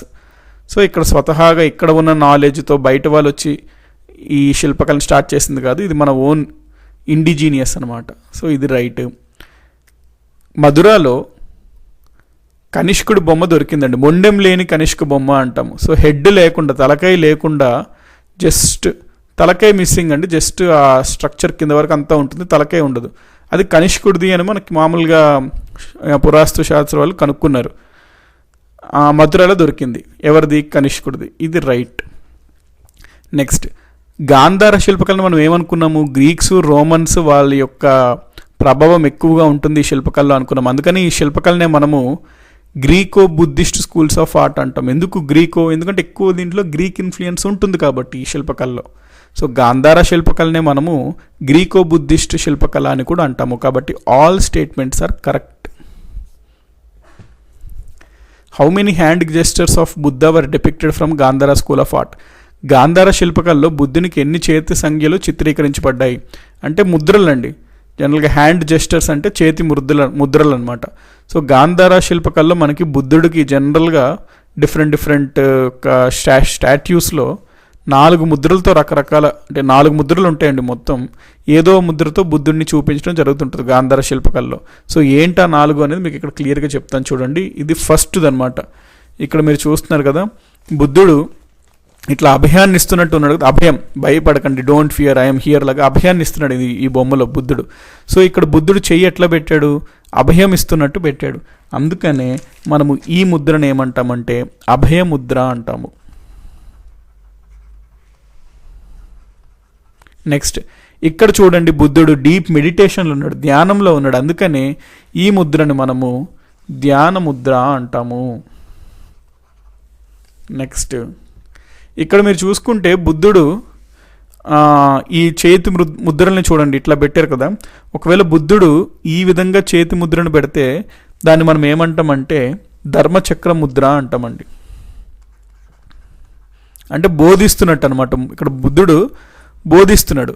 బుద్ధుడు మనకి జ్ఞానోదయం అయ్యాక బోధిస్తున్నప్పుడు ఆ సారనాథ్లో బోధిస్తాడు కదండి. ఎక్కడ బోధిస్తాడు? సారనాథ్ డియర్ పార్క్, జింకల పార్క్లో బోధిస్తాడు అనమాట. దానికి సూచిగా కింద చూడండి జింకల్ని పెట్టడం జరిగింది.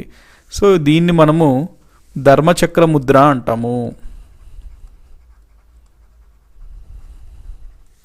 నెక్స్ట్ ఇక్కడ చూస్తే బుద్ధుడు భూమిని టచ్ చేస్తున్నాడు చూడండి ఒక చేత్తో.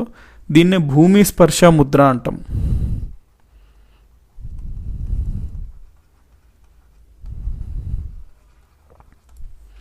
సో గాంధార శిల్పకళ వేదికలు ఏవోటి చూపిస్తుంటాడు. ఈ 4లో ఏదో ఒక ముద్రతో బుద్ధుడిని చూపించడం జరుగుతుంటుంది. కాబట్టి ఎన్ని ఉన్నాయి మొత్తం అంటే how many hand gestures of Buddha were depicted from Gandhara school of art అంటే 4 అండి. నెక్స్ట్ ఎవరి పాలన కాలంలో మధురా స్కూల్ ఆఫ్ ఆర్ట్ అనేది గరిష్ట స్థాయికి చేరుకుంది అన్నాడండి. మధురా స్కూల్ ఆఫ్ ఆర్ట్ మనం ఏమనుకున్నాము, దీనిని శుంగులు ప్రారంభించారు అనుకున్నాం. ఓకే, తర్వాత గుప్తుల కాలంలో ఇది పీక్ స్టేజ్కి వెళ్ళిందండి. గుప్తుల కాలంలో సో ఎవరి కాలంలో ప్రారంభమైంది అంటే శుంగులు అని చెప్పాలి. ఎవరి కాలంలో మధుర శిల్పకళ అత్యున్నత స్థాయికి వెళ్ళింది అంటే గుప్తాస్ అని చెప్పాలి మనం. సో గుప్తాల కాలంలో వెళ్ళిందనమాట అత్యున్నత స్థాయికి. ఏది? Mathura school of art. So ఈరోజు మనం ఇవి చూసాం కదండి. ఈ బుద్ధిస్ట్ స్కూల్ ఆఫ్ ఆర్ట్స్ అంటాము, బౌద్ధ శిల్పకళలు అంటాము, గాంధార, మధుర మరియు అమరావతి. సో వీటి గురించి ఒకసారి నోట్స్లో రాసుకోండి. వీటి గురించి ప్రశ్నలు అడిగితే మనకి ఇప్పుడు ఆన్సర్ చేయగలిగేటట్టు ఈ కాన్సెప్ట్ ఉంచుకోండి. మనకు కొంచెం అటు ఇటు అడిగినా మనం ఈ కాన్సెప్ట్ మనకి ఉంటే ఆన్సర్ చేయగలుగుతాం.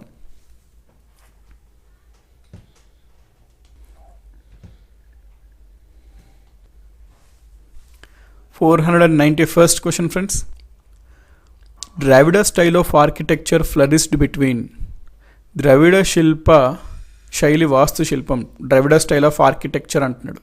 ఇక్కడ ఈరోజు మనము టెంపుల్ ఆర్కిటెక్చర్ గురించి చదువుతామండి. ఇది కూడా వెరీ ఇంపార్టెంట్ బిట్స్ అడుగుతున్నాడు ఎవ్రీ ఎగ్జామ్లో. టెంపుల్ దేవాలయ వాస్తు శిల్పాలు వాటి గురించి చదువుతాం అనమాట. టెంపుల్ ఆర్కిటెక్చర్ ఇందులో ముఖ్యంగా మనకి 3 ఉంటాయి. ఒకటి Nagara style of architecture, 2 Vesara, 3 Dravida. So వీటి గురించి ఈరోజు బ్రీఫ్గా మీకు ఫస్ట్ ఇంట్రడక్షన్ ఇస్తాను, తర్వాత క్వశ్చన్స్ దీనిపైన చూద్దామండి.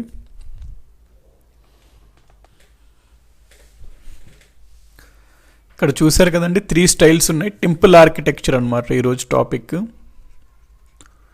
దేవాలయాల యొక్క వాస్తు శిల్పకళ very important history point of వ్యూలో ఆర్కిటెక్చర్. సో మనకి 3 స్టైల్స్ ఆఫ్ ఆర్కిటెక్చర్ ఉంటుందండి. ఒకటి నగరా స్టైల్, 2 ద్రవిడ స్టైల్, 3 వెసరా స్టైల్. ఈ నగరా స్టైల్ ఆఫ్ ఆర్కిటెక్చర్ ఉంది చూడండి, ఇది యాక్చువల్లీ నార్త్ ఇండియాకి సంబంధించినదండి. ఎన్ ఫర్ ఎన్ అనమాట. నగరా స్టైల్ అనేది నార్త్ ఇండియాకి సంబంధించిన స్టైల్. నార్త్ ఇండియాలో మనకి ఎక్కువ ఈ స్టైల్ని ఫాలో అవుతారు టెంపుల్స్లో. ద్రవిడ స్టైల్ ఉంది కదండి, ద్రవిడ అంటేనే ఏంటి? సౌత్ కదా. సో ఇది సౌత్ ఇండియా అనమాట ద్రవిడ స్టైల్. ఈ వెసర ఏదైతే ఉందో ఇది సెంట్రల్ ఇండియా అండి. సో మనకి వెసరాలో చూసుకుంటే రెండిటి యొక్క మిక్స్ అనమాట. ఇక్కడ చూస్తే ఇమేజ్లోనే మీకు ఐడియా వస్తుంది కదండి, ఇక్కడ ఈ రెండు మిక్స్ కొడితే మనకి ఇది వస్తుంది. So వెసరా style is equal to నగర ప్లస్ ద్రవిడ. మనకి భారతదేశం చూసుకుంటే ఇక్కడ హిమాలయ పర్వతాలు ఉంటాయి కదండి, ఇక్కడ వింధ్య పర్వతాలు ఉంటాయి కదా. ఈ హిమాలయాల నుంచి వింధ్యాస్ అంటే ఇదంతా నార్త్ ఇండియాగా జనరల్గా పరిగణిస్తారు. ఇక్కడ మనకు కనబడేది నగర స్టైల్ ఆఫ్ ఆర్కిటెక్చర్ అండి. ఈ ప్రాంతం అంతా మనకి ఇక్కడ కృష్ణా రివర్ ఉంటుంది. ఈ వింధ్య పర్వతాల నుంచి ఈ కృష్ణా నది వరకు ఇదంతా సెంట్రల్ ఇండియాగా పరిగణిస్తారు జనరల్గా. ఈ సెంట్రల్ ఇండియాలో మనకు కనబడేది వెసరా స్టైల్ ఆఫ్ ఆర్కిటెక్చర్ అనమాట. ఈ కృష్ణా రివర్ కింద నుంచి ఇదంతా సౌత్ ఇండియాగా పరిగణించి ఇక్కడ మనకు ఉండేది ద్రవిడ స్టైల్ ఆఫ్ ఆర్కిటెక్చర్. మనకి ఈ చాళుక్యాస్ అనేవారు ఈ వెసరా స్టైల్ని స్టార్ట్ చేస్తారండి. చాళుక్యాస్ ఇక్కడ మనకు ఉంటారు కదండి చాళుక్యాస్. సో ఈ చాళుక్యాస్ అనేవాళ్ళు ఈ వెసరా స్టైల్ ఆఫ్ ఆర్కిటెక్చర్ని స్టార్ట్ చేస్తారు. పల్లవాస్ అనేవారు ఈ ద్రవిడ స్టైల్ ఆఫ్ ఆర్కిటెక్చర్ని స్టార్ట్ చేస్తారండి. వెసరా స్టైల్నే డెక్కన్ స్టైల్ అని కూడా అంటారు. వెసరా స్టైల్నే డక్కన్ స్టైల్ అని అంటారు. రెండిటికి ఒకటేనండి, వెసరా స్టైల్ ఆర్ డక్కన్ స్టైల్ అనమాట. జనరల్గా ఇది మిక్స్ అనమాట, నార్త్ ఇండియా నగర, సౌత్ ఇండియా ద్రవిడ యొక్క. వెసరా స్టైల్లో ఈ సిమెంట్ కానీ మోర్టార్ అవంతా వాడడం ఉండదండి. జనరల్గా ఇక్కడ ఏంటంటే రాయిల్ని ఒకదానిపైన ఇట్లా అమరుస్తుంటారు రాయిల్ని, అంతేగాని సిమెంట్లు వాటితో కట్టడం అనేది జనరల్గా ఉండదు మనకి వెసరా స్టైల్లో.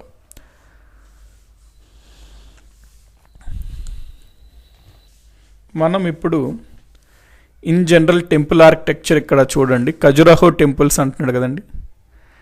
ఈ ఖజురాహో టెంపుల్ అంటే జనరల్గా మనం ఒక టెంపుల్ని చూసుకుంటే వాటిలో డిఫరెంట్ పార్ట్స్ చూద్దాము. ఇక్కడ అన్నిటికన్నా పైన ఉంది కదండి కలాశం అంటాము, పైన ఉండేది కలాశం. ఆ కలాశం కింద ఇట్లా రౌండ్గా ఉంది చూడండి, ఇట్లా ఇది ఉంది కదా ఈ పార్ట్, దీన్ని మనము అమలక అంటాము. ఇట్లా స్లాంట్గా మనకి ఇక్కడ వేరే వాటిపైన ఉన్నాయి కానీ వాటిని శిఖరాలు అంటుంటాం, ఇట్లా శిఖరాలు. నెక్స్ట్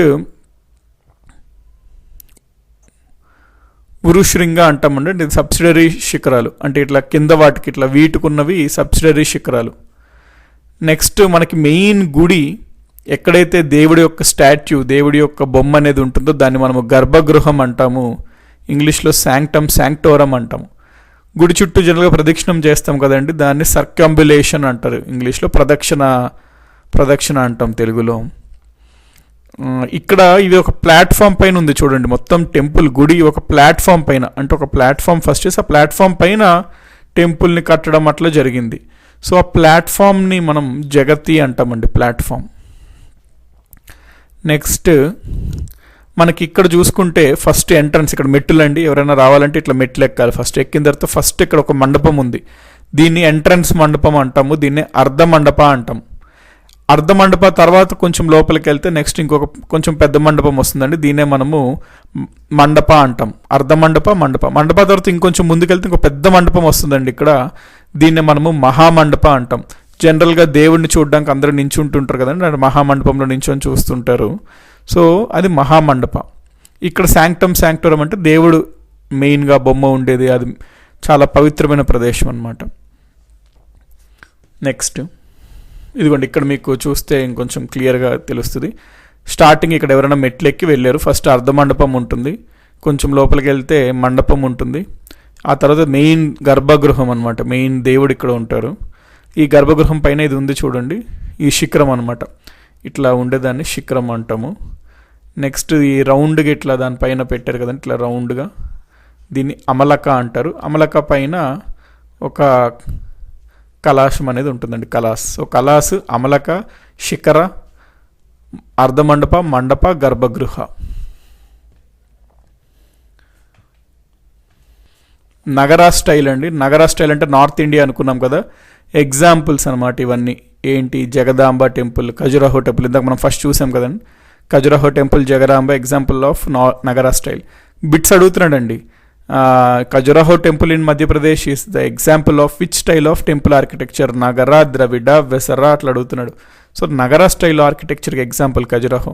వెస్ట్ బెంగాల్లో మనకి టెర్రకోటా గుడి ఉందండి, టెర్రకోటా దేవాలయం. సో ఇది ఇక్కడ మీరు చూస్తున్నారు కదండి, సెకండ్ టెర్రకోటా టెంపుల్ అంటాం దీన్ని మనం, వెస్ట్ బెంగాల్లో ఉంటుంది. ఇది Khajuraho temple. Terracotta temple west Bengal కూడా నగర స్టైల్కి ఎగ్జాంపుల్. సోలన్కి టెంపుల్ అండి ఇది థర్డ్ది, ఇది కూడా నగర స్టైల్. కొనార్క్లో ఉన్న సన్ టెంపుల్ నగర స్టైల్. హోయసాల ఆర్కిటెక్చర్ కూడా మనకి నగర స్టైల్ కనబడుతుందండి మనకి. నెక్స్ట్ ఇదిగోండి, ఇది ద్రవిడ స్టైల్ ఆఫ్ ఆర్కిటెక్చర్ అనమాట. ద్రవిడ స్టైల్ ఆఫ్ ఆర్కిటెక్చర్ చూసుకుంటే స్టార్టింగ్ మనకి ఎంట్రన్స్లో ఫస్ట్ గోపురంలా వస్తుంది కదండి, ఇట్లా గోపురం ఉంటుంది, దాని లోపలికి మనం ఇట్లా ఎంటర్ అవుతాం అనమాట. సో గోపురం స్టార్టింగ్, కొంత వెళ్ళాక మండపం ఉంటుంది, మండపం తర్వాత మనకి ఇక్కడ విమానం ఉంటుందండి. మనకి south India Dravida style of ఆర్కిటెక్చర్లో ముఖ్యంగా విమానం కనబడుతుంటుంది. విమానం అంటే ఇట్లా చూస్తుంటాం కదండి, ఇట్లా పిరమిడ్ షేప్లో ఇట్లా మనకి టెంపుల్స్ ఇట్లా ఉంటాయి కంచిలో, వాటిలో ముఖ్యంగా తమిళనాడులో ఇట్లా. సో విమానం అనేది ఉంటుంటుంది అనమాట.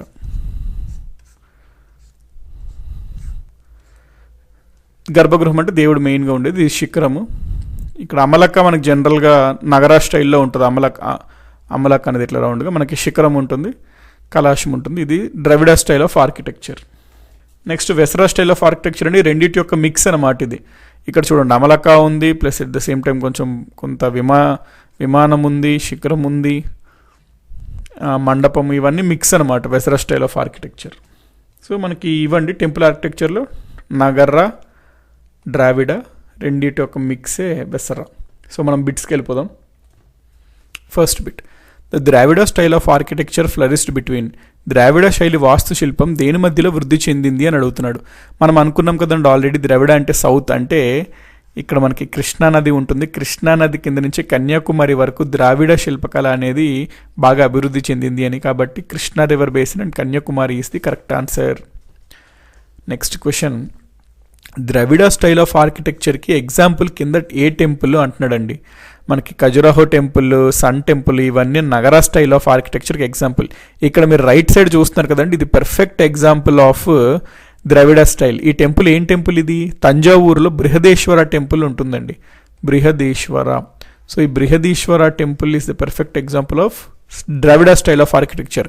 మనం దీని బొమ్మ చూసాం కదండి ద్రవిడలో చెప్తున్నప్పుడు, మీకు స్టార్టింగ్ మండపము, ఇక్కడ గోపురము, మండపము ఇట్లా అంతా చెప్పాను. సో ఇది విమాన, శిఖరము, కలాశము. సో ఇది పర్ఫెక్ట్ ఎగ్జాంపుల్ అన్నమాట ద్రవిడికి. ఏది? Brihadeeswara temple. Next, Dravidian style of temple ఆర్కిటెక్చర్కి సంబంధించి 2 పాయింట్స్ ఇచ్చాడు, ఏది రైట్ ఏది రాంగ్ అనేది మనం చూడాలండి. ద్రవిడ స్టైల్ ఆఫ్ టెంపుల్ ఆర్కిటెక్చర్ అనేది రాష్ట్రకూటులు ప్రారంభించారు అంటున్నాడండి. ఇది రాంగ్, ఎందుకంటే ఆల్రెడీ మీకు చెప్తున్నప్పుడు ఏం చెప్పాను, ద్రవిడాన్ని ఎవరు స్టార్ట్ చేశారని చెప్పాను, పల్లవాస్ అని చెప్పాను కదా. సో రాష్ట్రకూటాస్ కాదు, Pallavas is the correct answer. ఈ స్టేట్మెంట్ రాంగ్. నెక్స్ట్, టెంపుల్ యొక్క నిర్మాణాలకి, రథాలకి, గుహాలయాలకి పల్లవాలు చాలా కాంట్రిబ్యూషన్ ఉంది, పల్లవుల యొక్క కాంట్రిబ్యూషన్ చాలా ఉంది వీటి యొక్క నిర్మాణంలో అంటున్నారు. ఇది రైట్ అండి, ఎందుకంటే పల్లవులు ఆలయాల నిర్మాణాలకి చాలా ప్రాముఖ్యత ఇచ్చారనమాట. వాళ్ళు గుహాలయాల్ని, సింగిల్ రాయితో కట్టిన గుహాలు, రథాలు అనేవి చాలా వాళ్ళు నిర్మించారు. కాబట్టి only 2 is the correct answer. Next, Vesara style ఎవరు డెవలప్ చేశారు అంటున్నాడండి. మీకు ఆల్రెడీ చెప్పాను కదండి, మనకి ద్రవిడ వచ్చేసరికి కింద పల్లవులు డెవలప్ చేశారు, వేరే వెసరా స్టైల్ని చాళుక్యస్ డెవలప్ చేశారు అన్నాను కదండి. సో వెసరా అనగానే చాళుక్యస్ అని పెట్టాలి మీరు, అదే ద్రవిడ అంటే పల్లవాస్ అని పెట్టాలి. Next, south Indian temple architecture గురించి 2 అడుగుతున్నాడండి, ఏది రైట్ ఏది రాంగ్ అంటున్నాడు. సౌత్ ఇండియన్ అనగానే మీకు ఏం టెంపుల్ ఆర్కిటెక్చర్ ఇది? ద్రవిడ టెంపుల్ ఆర్కిటెక్చర్ కదా సౌత్ ఇండియన్ గానే. సో ఇండైరెక్ట్గా ద్రవిడ టెంపుల్ ఆర్కిటెక్చర్ గురించి ప్రశ్న అడుగుతున్నాడు. 2 స్టేట్మెంట్స్ ఇచ్చాడు, రెండిట్లో ఏది రైట్ ఏది రాంగ్ మనం కనుక్కోవాలి. ఫస్ట్ ఆప్షన్ ఏమంటున్నాడు, ఇది వెసరా టైప్ ఆఫ్ ఆర్కిటెక్చర్ అంటున్నాడు, అక్కడే wrong. South India temple architecture అంటే ఏది? ద్రవిడ స్టైల్ ఆఫ్ ఆర్కిటెక్చర్, వెసరా కాదండి. వెసరా అంటే ఏది? ఇది సెంట్రల్ ఇండియా అనమాట. ఇదే ఒకవేళ సౌత్ ఇండియా కాకుండా సెంట్రల్ ఇండియా అని అడిగితే ఫస్ట్ స్టేట్మెంట్ రైట్ అవుతుంది. కానీ సౌత్ ఇండియన్ టెంపుల్ ఆర్కిటెక్చర్ అని అడిగాడు కాబట్టి ఇది వెసరాకి చెందిన ఆర్కిటెక్చర్ అంటే రాంగ్, ఇది ద్రవిడకి చెందిన ఆర్కిటెక్చర్, ఫస్ట్ ఆప్షన్. నెక్స్ట్ చూద్దాం సెకండ్ ఆప్షన్. మహాబలిపురంలో నిర్మించబడిన షోర్ టెంపుల్ అనేది చోళుల కాలంలో చోళులు నిర్మించారు అంటున్నాడండి. ఇది కూడా అబ్సల్యూట్లీ రాంగ్, ఎందుకంటే మనం ఆల్రెడీ ప్రీవియస్ పల్లవుల గురించి చదివినప్పుడు మీకు చెప్పానండి, ఈ బిట్ కూడా చెప్పాను, అప్పుడు వెరీ ఇంపార్టెంట్ అని కూడా చెప్పాను. పల్లవ రాజైన నరసింహవర్మ II అనే అతను మహాబలిపురంలో ఈ షోర్ టెంపుల్ని నిర్మిస్తాడు అని కూడా మీకు చెప్పాను కదండి. సో పల్లవులు నిర్మిస్తారండి, ఇది చోళులు కాదు, పల్లవులు అనమాట. అందుకని సెకండ్ ఆప్షన్ కూడా రాంగ్. సో ఏ స్టేట్మెంట్స్ కరెక్ట్ అంటే నెయిదర్ 1 నెయిదర్ నార్ 2, రెండు wrong. Next, Indian art and కల్చర్కి సంబంధించి అమలక అంటే ఏంటి అని అడుగుతున్నాడండి. ఆల్రెడీ మనం ఏమని చూసాము, నార్త్ ఇండియన్ స్టైల్ అంటే నగర స్టైల్ ఆఫ్ ఆర్కిటెక్చర్లో మనకి కలాశం ఉంటుంది, కలాశం కింద రౌండ్ గిట్లా ఉంటుంది, దీన్నే మనం అమలక అంటామన్నాం కదండి. సో భారతీయ కళ మరియు సంస్కృతికి సంబంధించి అమలక అంటే ఏమిటి? అమలక అంటే ఫస్ట్ చూద్దామండి. బుద్ధుని ముద్ర దుఃఖాల నుండి రక్షణను చిత్రీకరిస్తుంది అంటే ఇది రాంగ్ అండి. యాక్చువల్గా బుద్ధుడికి చాలా ముద్రాలు ఉంటాయండి. అందులో ఒక ముద్ర బుద్ధుడికి సంబంధించి ఏంటి అంటే మనిషి యొక్క దుఃఖాల నుండి రక్షణ కల్పించడానికి ఒక ముద్ర ఉంటుంది బుద్ధుడిది. సో ఆ ముద్రను మనం ఏమంటామంటే బుద్ధ శ్రవణ ముద్ర అంటాము. బుద్ధ శ్రవణ ముద్ర. సో ఎట్లా ఆప్షన్స్ ఇచ్చేసాడు కాబట్టి మీకు చెప్పేస్తున్నానండి.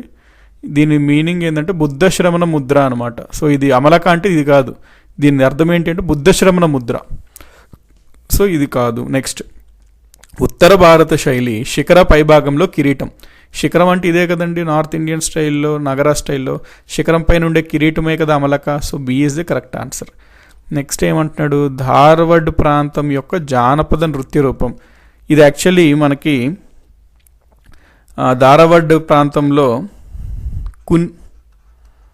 కునీత అనే ఒక నాట్య రూపం ఉంటుందండి, నృత్య రూపం అనమాట. సో ఇది ఒక జానపద నృత్య రూపం కునిత, ఇది ధారవాడ ప్రాంతానికి చెందింది. కాబట్టి ఇది మనకు ఆన్సర్ కాదు, జస్ట్ ఆప్షన్స్ ఇచ్చేసాడు కాబట్టి మీకు చెప్పేస్తున్నాను ఇక్కడే.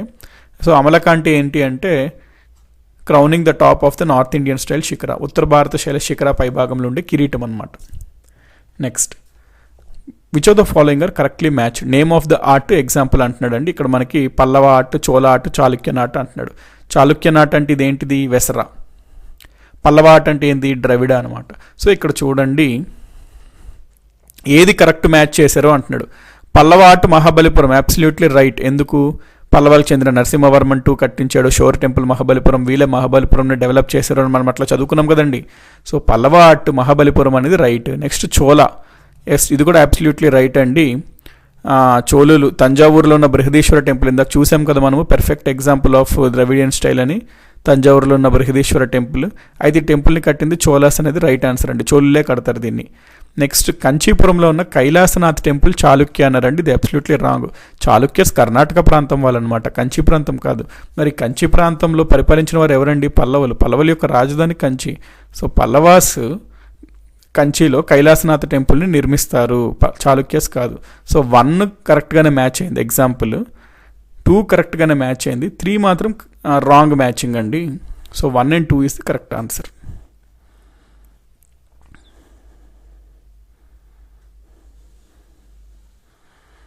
పల్లవాస్ అండి, ది ద్రవిడియన్ అనమాట, పల్లవాస్ నిర్మించింది. సో పల్లవాస్ నిర్మిస్తారు కంచిపురం లేదు.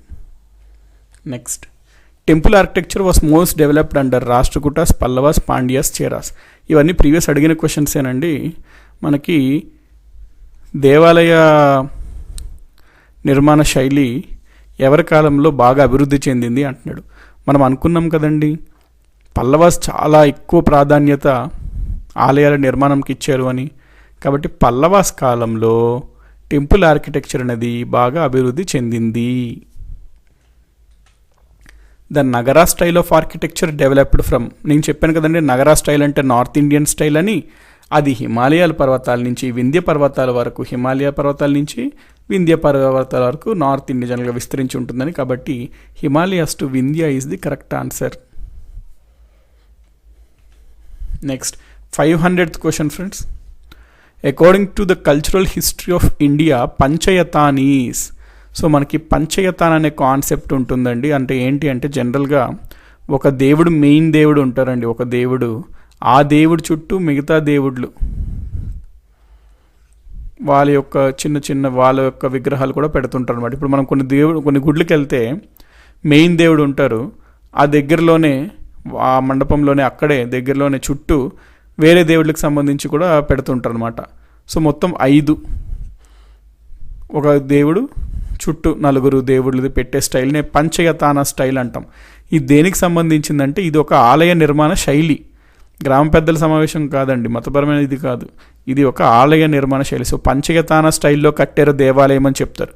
దీని ఎగ్జాంపుల్ ఎట్లా ఆంధ్రప్రదేశ్లో ఒకటి చెప్పండి, పెర్ఫెక్ట్ ఎగ్జాంపుల్ ఆఫ్ పంచయతాన ఆంధ్రప్రదేశ్లో ఏంటి అంటే శ్రీకాకుళం జిల్లాలో ఉన్న అరసవల్లి అండి, Arasavalli temple.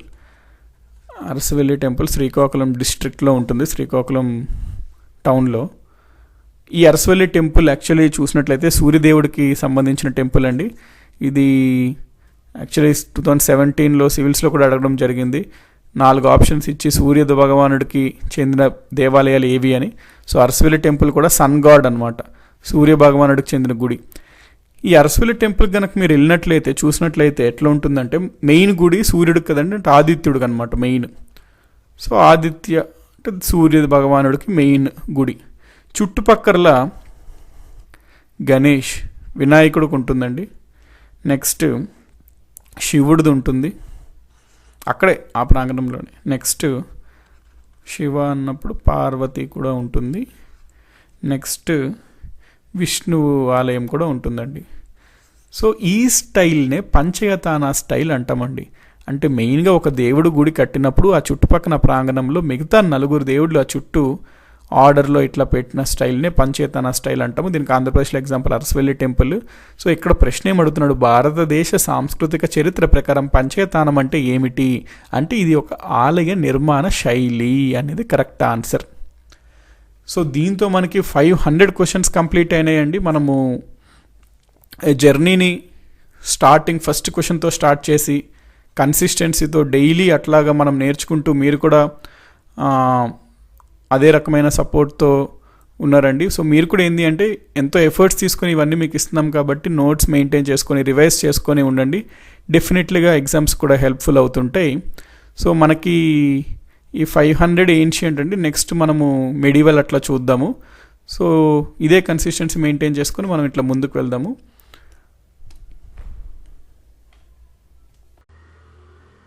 So okay guys, thanks for watching. ఈ వీడియోలో మనం ఒక 50 బిట్స్ చూడడం జరిగింది. సో నెక్స్ట్ వీడియోలో మరొక 50 బిట్స్ చూద్దాం. సో తప్పకుండా ఈ వీడియోని లైక్ చేసి మీ ఫ్రెండ్స్ అందరికీ కంపల్సరీగా షేర్ చేయండి. So thanks for watching and have a nice day. Bye.